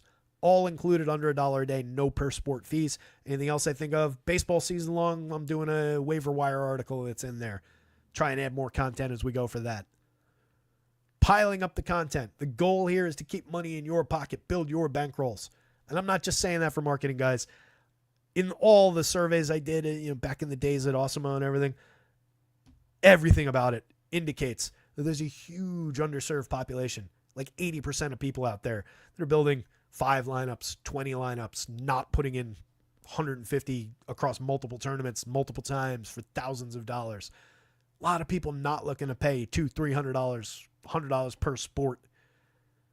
Trying to keep it nice and user-friendly here. Give you as much value as we can. So check out rotoscouts.com. Anyway, enough selling. Let's get back to baseball. Nick Martinez, 71, 8,000. Not really against a fairly effective Brewers lineup with a decent amount of talent.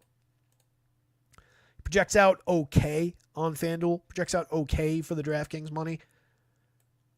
Last season, 20.4% strikeouts. Was good with limiting walks. 3.10 ERA, but a 3.89 xFIP kind of betrays him a little bit.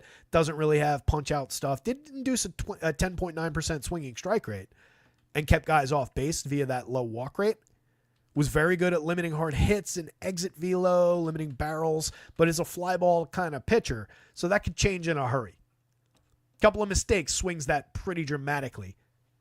And there are guys that can definitely capitalize on a couple mistakes. So I think Martinez is playable as an SP2 here, but not ideal. You can kind of see that in the 4.5 run total the Brewers are drawing. I think he's less playable as a standalone option over here. In his first outing, he did go 6.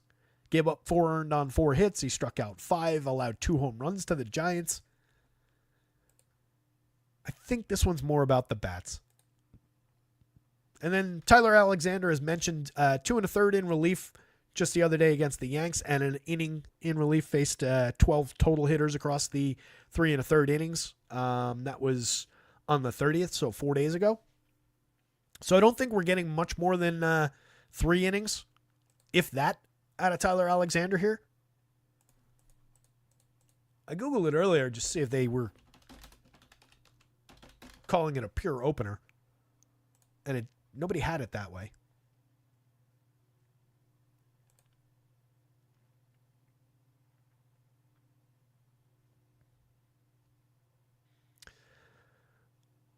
Yeah, so continues to kind of be the read. Not a pure opener, but also not at all likely to go more than 4 innings. I gave him 4, and the more realistic number is probably 3. 6,000, I don't think you go there. 6,800, most definitely don't go there on FanDuel. There's very little win upside here. There's essentially no quality start upside. I'd be shocked if he qualified for a win. So I don't think you go there. Reds bats against, you can very much go to. What kind of a sample do we have on this guy? 107 2/3 last year. 5.10 ERA with a 4.63 xFIP. Allowed a 5+% home run rate. That should play into the Reds' power, and you can see some of that creeping through right there. Kind of liking the idea of combining some of these Reds with some of those Braves and just taking all those double-digit home run model marks and kind of rolling with it. I expect that's where some popularity will be too, of course. And there's some expensive prices, but not as expensive as they should be. Outside of Ellie De La Cruz and maybe Matt McClain on DraftKings, everybody in the Reds lineup and pretty much everybody in the Braves lineup is too cheap. So they'll be popular, but they're well worth going to. Let's see what we got confirmed.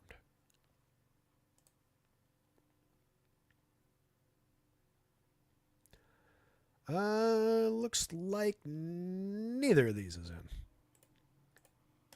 What a disappointment.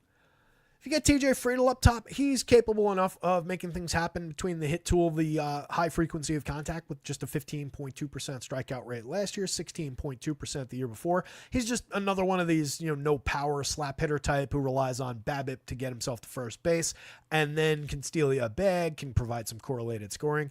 If he's up top, perfectly acceptable to bolt him onto a stack and hope for the best as far as scoring you a couple runs, but not a huge contributor individually. So if he dips to like 7, 8, 9 in the lineup, a lot less appealing for TJ Friedl. But he's probably going to be up top there. Well, actually, no, lefty on the bump.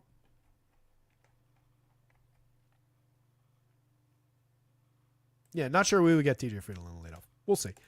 Matt McClain, though, definitely star caliber bat that we want to get into our lineups. 3 home runs and a stolen base on the board already this season.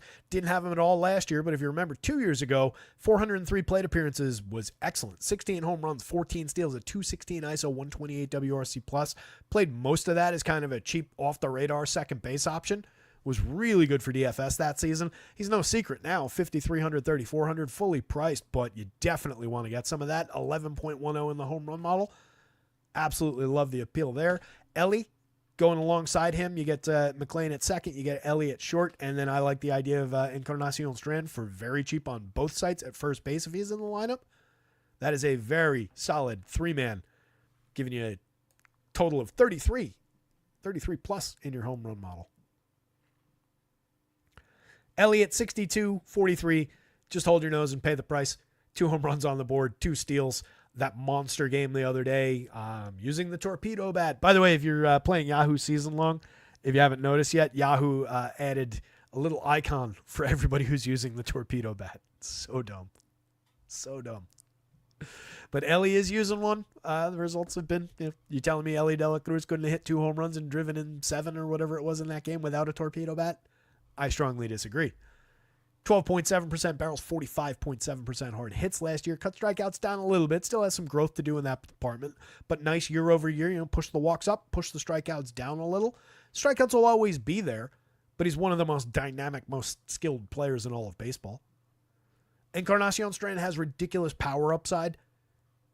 He's got 1 home run on the board this year. He had a few in the spring. He was bad through 123 plate appearances. Last year was hurt in 241 in a cup of coffee. 2 years ago, he did hit 13 major league home runs. Has a bunch of homers in the minors the last few seasons. Just needs to be fully healthy and out there. He is very cheap, especially if he's hitting cleanup behind Ellie.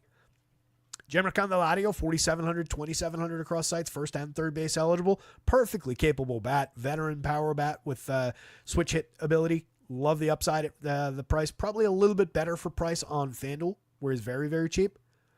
And then when we get into Blake Dunn, Santiago Espinal, and Austin Wynns, we're kind of more talking about mix and match parts. But don't sleep on Spencer Steer. 3,900 outfield only is not great on DraftKings, but he's highly playable for that price. 2,700 with first, second, and outfield on FanDuel. Dude hit 20 home runs, stole 25 bases just last year. Year before, 23 home runs, 15 stolen bases, and a much better season in terms of his slash line, 271, 356, 464. Created runs 18% better than average. Spencer Steer is good, and Spencer Steer is cheap. 39 on DraftKings, 27 on FanDuel. I kind of hope he's hiding down here. Maybe he doesn't get as popular as he ought to be. 7.70 in the home run model. For the numerology people out there. Jeimer Candelario at an 8.88. People like those. So really love the upside for the Reds bats, particularly this little stretch right there. Brewers bats, Bryce Terang, reasonably capable leadoff hitter, especially against a soft Austin moderate kind of a righty. I like the upside for him, 4,800. It's okay on DraftKings, 3,000, a little bit better on FanDuel. But if he's going to have any kind of power upside this season, and that could be something that he grows into a little bit as a hitter, go with the hit tool, go with the on-base skills, and with the stolen base upside, you could have something there. It might finally come together, hitting up top pretty regularly, hitting ahead of Jackson Chourio pretty regularly. Chourio on his own, 6.77 in the home run model, upside beyond that, though. 44.6% hard hits in his rookie season last year. 5,200 on DraftKings feels a little cheap. 2,900 I know for sure is very cheap on FanDuel. 21 home runs, 22 steals as a rookie last season, a 117 WRC+. Not a terrible start after a very cold start in his first couple games against the Yanks. 281, 500 with a home run on the board, a 117 WRC+ thus far. Striking the ball pretty well with a 219 ISO in his meaningless 32 plate appearances to this point in the season. Christian Yelich remains a star caliber upside player, always well above a 40%, 45% hard hit rate, can still barrel the ball, doesn't strike out, draws plenty of walks. Enough said. 4,800, 3,800. If he's in the lineup, you absolutely go there. This is a little bit cheap on DraftKings. 38 is the right price. That's not a odd price to find Christian Yelich at. William Contreras at 43. That's an odd price. That's way too cheap where you have to play the catcher spot. I don't care about these 29 plate appearances where he's been just completely abysmal to start the season. I care way more about that stretch. These last 3 years. 23, 17, and 20 home runs. His lowest average over those 3 years was 278 3 years ago. 354 on base that year. Excellent run creator. The best catcher bat in baseball, or top 3 at worst. Fire away with William Contreras at that price against this pitcher. Great spot. 3,100, play him like he's a first baseman on FanDuel. You can skip Rhys Hoskins in favor of William Contreras. Sal Frelick is a contact hitter who can steal you a bag, needs some help from Babbitt, needs some help from his friends to actually score those runs. More a single and a stolen base type guy, so you need him to do that 2-3 times over and then get driven in by the Rhys Hoskinses of the world, the Garrett Mitchells of the world. I like those two options better for DFS. Frelick's just okay. 39-29, decent for Rhys Hoskins' power upside. 12.7% barrel still last year. Can definitely still knock one out of the yard. Garrett Mitchell, reasonable mid-grade power. Decent amount of ability to steal a base. And then Joey Ortiz, cheap. I don't love him at shortstop on DraftKings. Not doing you any favors with that positioning. 3 positions on FanDuel for 25 is workable, though. Oliver Dunn, mix and match piece if he's in the lineup. Very much. I gotta say, I'm going the other way than Vegas. Reds, Brewers, neither pitcher. But if you have to gun to your head roster a pitcher from this game, it's definitely Nick Martinez. Yeah, despite the run totals, given this, I'm leaning Reds bats here. And you get into the bullpen. Not that the Brewers bullpen is bad, but you get into the bullpen after 3 innings. Like the upside.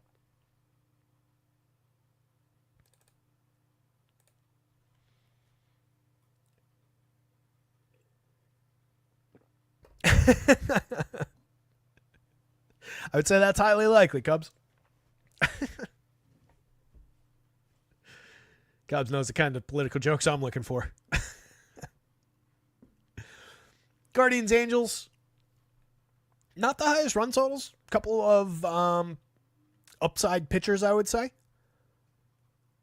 Gavin Williams, disappointing first outing.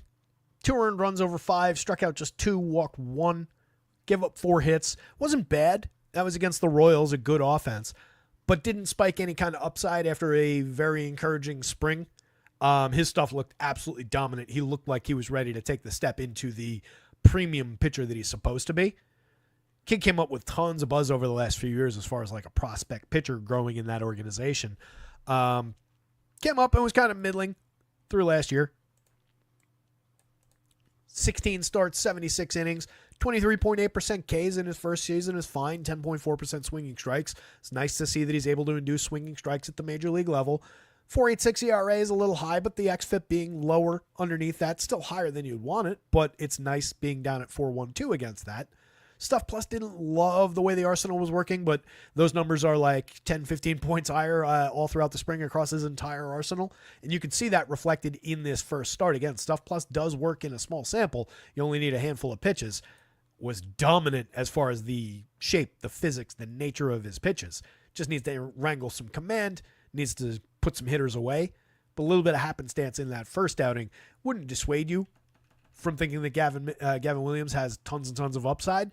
There are Ks in this Angels lineup. Even Mike Trout strikes out around the league average last year, 28.7% the year before. Jorge Soler, we know, can strike out. Joel Moncada can strike out. Logan O'Hoppe and Joe Adell down at the bottom are 1 and 3 strikeout type guys. There could be plenty of Ks here for Gavin Williams at a very fair price, $7,900, $7,700. I don't know that we've got 6 innings and a quality start necessarily on deck unless he's like breezing through the lineup.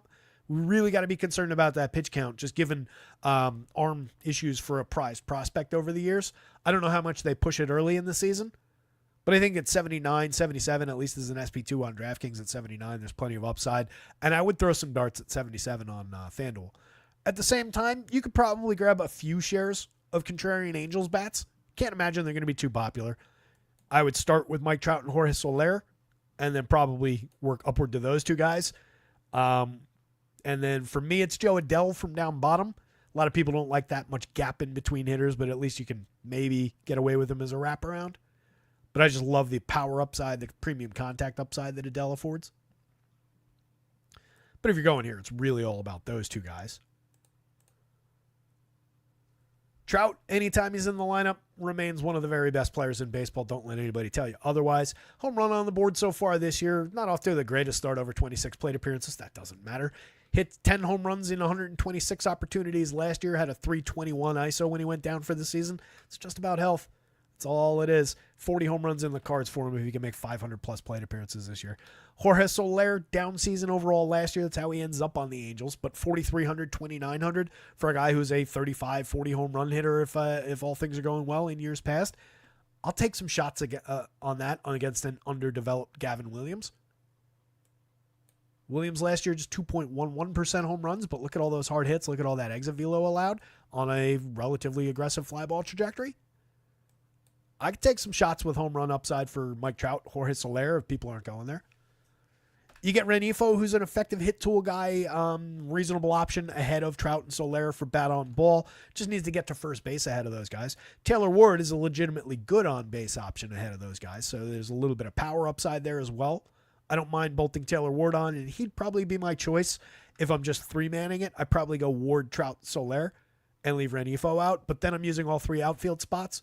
So it depends on how you feel about that. Maybe you could go Renifo at second base. Moncada is entirely skippable. He's there. High strikeout. He was okay at drawing walks in a medium sample last year. Oh, no, sorry. That was only 45 plate appearances last year. Never mind. 357 was the year before. 11 home runs and a 305 on base that year. Just a 165 ISO, 2% worse than average creating runs. That's the best he's been in recent memory. never really got there for Joe Moncada. It's loosely playable if you're building a bunch of Angel stacks. Nolan Chanuel I like. There's a lot of ability to get on base there as well. Like him better when he's hitting high up in the lineup. Ohapi's got cheap catcher power. 2 home runs on the board already in 16 plate appearances this year. You can see a bunch of barrels and a bunch of hard hits last season. Resulted in 20 home runs over 522 plate appearances. You also get 20 home runs on the board last season out of Joe Adell, which I've talked about several times already this year, and I will continue to rave about. 11.7% barrels, 44.5% hard hits, with 20 home runs and 15 steals in 451 plate appearances. This is not a nothing fantasy season, and people would have you believe that it is. All Adell needs is consistent playing time. That swing is very real. He's always going to strike out a ton. He's going to have a high whiff rate, a ton. But when he makes contact, ball will fly. Nicky Lopez entirely skippable at the bottom of the lineup. On the Guardians side, we can wrap through this pretty quickly. Or not wrap through this, like wrap our way around to end the show. You don't want to hear me try and freestyle my way through Guardians lineup. A lot of things rhyme with Kwan, though. Stephen Kwan, slap hitter extraordinaire. Capable of competing for a batting title. Really interesting correlated scoring piece up at the top. Hit for a little bit of oddball power last year and has a home run on the board already this year. There's talk about, changing the swing plane a little bit at certain times in certain counts that have resulted in that power. So at least it's something to watch. He's never going to be a power hitter, but if you can go back to mid-teens type home runs, that completely changes the nature of that play for DFS. 4,400 is a great price to find him either way on DraftKings. 33 on FanDuel is maybe getting a little excited about the power upside, but as long as you're bolting him onto Jose Ramirez, you can do that as a 2-man. You could stretch it and put Kyle Manzardo in there as a 3-man. I like the 1 through 5. I like Lane Thomas in the 6 spot. This is at least, it's like a 6.5-man lineup. 1 through 6 is downright good in this projected version. And then Bo Naylor could get you a cheap catcher home run. Gabriel Arias could get you a cheap middle infield home run, but they're both pretty aggressive free swingers and are very likely to put zeros in those lineups. So they're just shaky tournament types. And then Brian Rocha is just kind of a defender at the bottom of the lineup. So pretty much skip him every now and again. He'll get involved. But 1 through 6, I downright like. You'll get strikeouts on Manzardo, Nolan Jones, and Lane Thomas, but not at all on Stephen Kwan, Jose Ramirez, and Carlos Santana. Jose Ramirez is one of the best hitters in baseball, full stop. Manzardo is a lefty with developing power. He hit his 2 home runs already this season, lefty-lefty, which is great to start.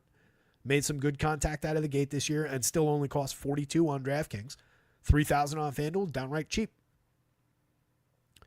Carlos Santana still hit 20 home runs last year. Strikes out at just a 16% clip and walks 10-11%.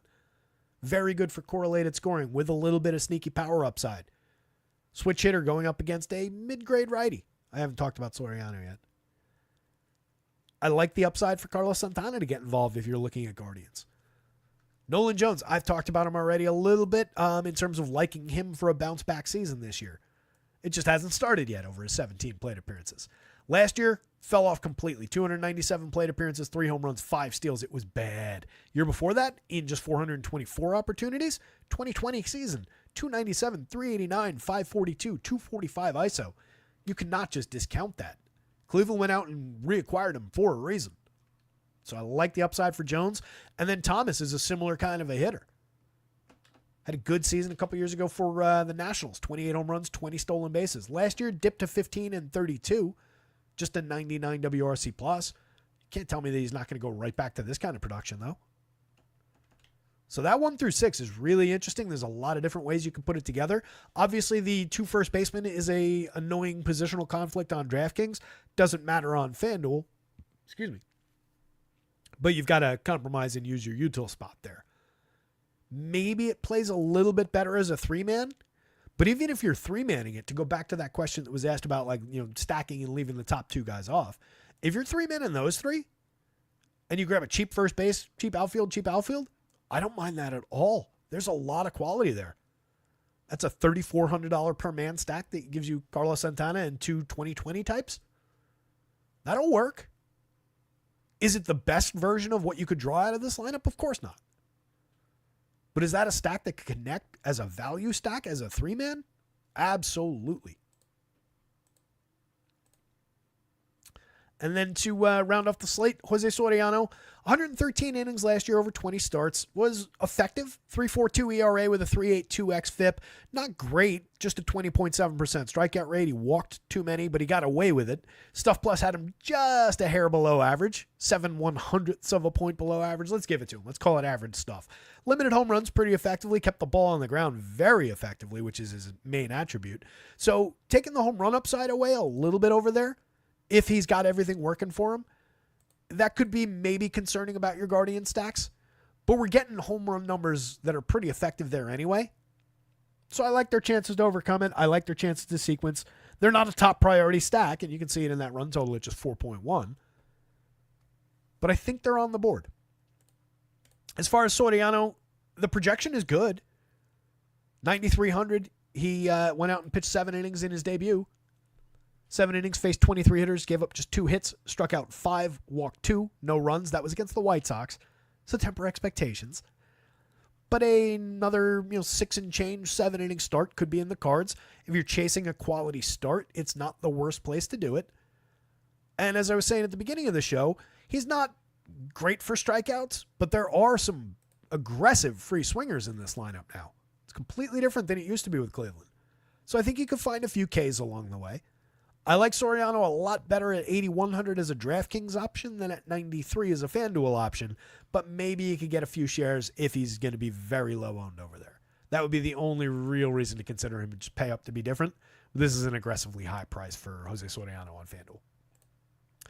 FanDuel. Discount Gavin Williams.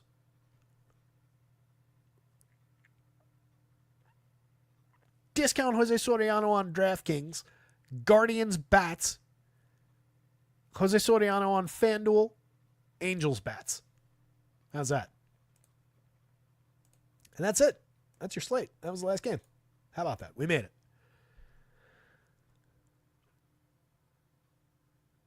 We did, back at the beginning of the show, Trav talked about Luzardo. I assume that's what you're talking about. I think there's... Yes, in GPPs, you can throw a few darts for sure. He's only 8,200, assuming you're talking about DraftKings. My general take, though, was just kind of, do you really want to, need to? He only projects out down here because it's the Dodgers. Against basically any of the other teams on this board, he'd be more in this territory. Probably like 29-ish. He's a very talented guy. A lot of strikeout stuff. It is a slightly downgraded version of the Dodgers on the take that they don't have Freddie Freeman. But it's still a very effective high-end lineup. I don't love it, but for GPP darts, especially at the DK price, you can do it. He's not off the board, but he's not a go-to for me. It's more of a why do you need to mess with it kind of a spot. Hopefully that helps, Trav. I'm trying to, those answers get challenging a little bit, because it sounds like you're kind of fence sitting, so hopefully it's not coming across that way. But especially with like a talented pitcher like that, it can get a little bit fence city. Like I can easily envision Luzardo having a good start here. It's baseball, right? That's what happens. But hopefully the answer comes through in all that rambling. One last look at the pitching board. Spencer Schwellenbach, easily your top option of the day. Yamamoto is also, by the way, the same read on the other side of that game. At 10-4, 9,000, it just feels like do we need to? Do we need to pay that much to target the Phillies? I don't love it. Fod I really like at his prices. Jose Soriano, I do think you can get away with, especially over here at 81. There are some Ks there, but he's going to need to go find them. He's the guy who's going to have to work for your bonus Ks. Gavin Williams, I like the upside a lot at price. Seth Lugo, I talked about it. Kind of prefer bats on both sides in that one, but if you're taking a pitcher, take Seth Lugo over Dean Kramer. Max Meyer, this is one that could easily go either way. We're showing so much power upside for the Braves. They're one of my favorite stacks of the day, but I do respect Meyer's talent. I do think he's got some interesting strikeout stuff against that lineup. So I don't disagree with where the median falls, but I think your result is going to be either several points offset low from this or several points offset high. I don't think it's, as weird as it might sound, I don't think you're going to roll this 100 times and have Max Meyer come in at these numbers all that often.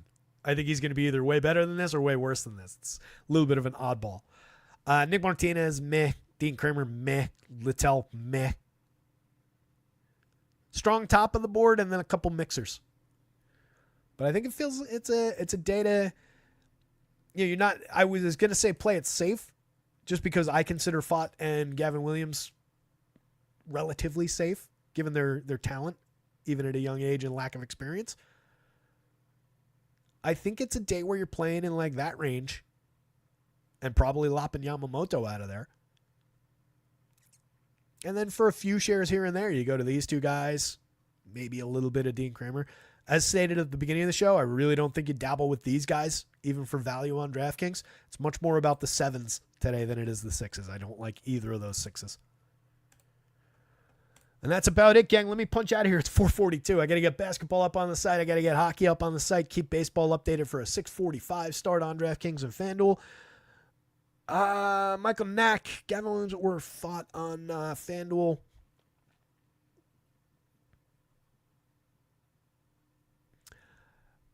Very close.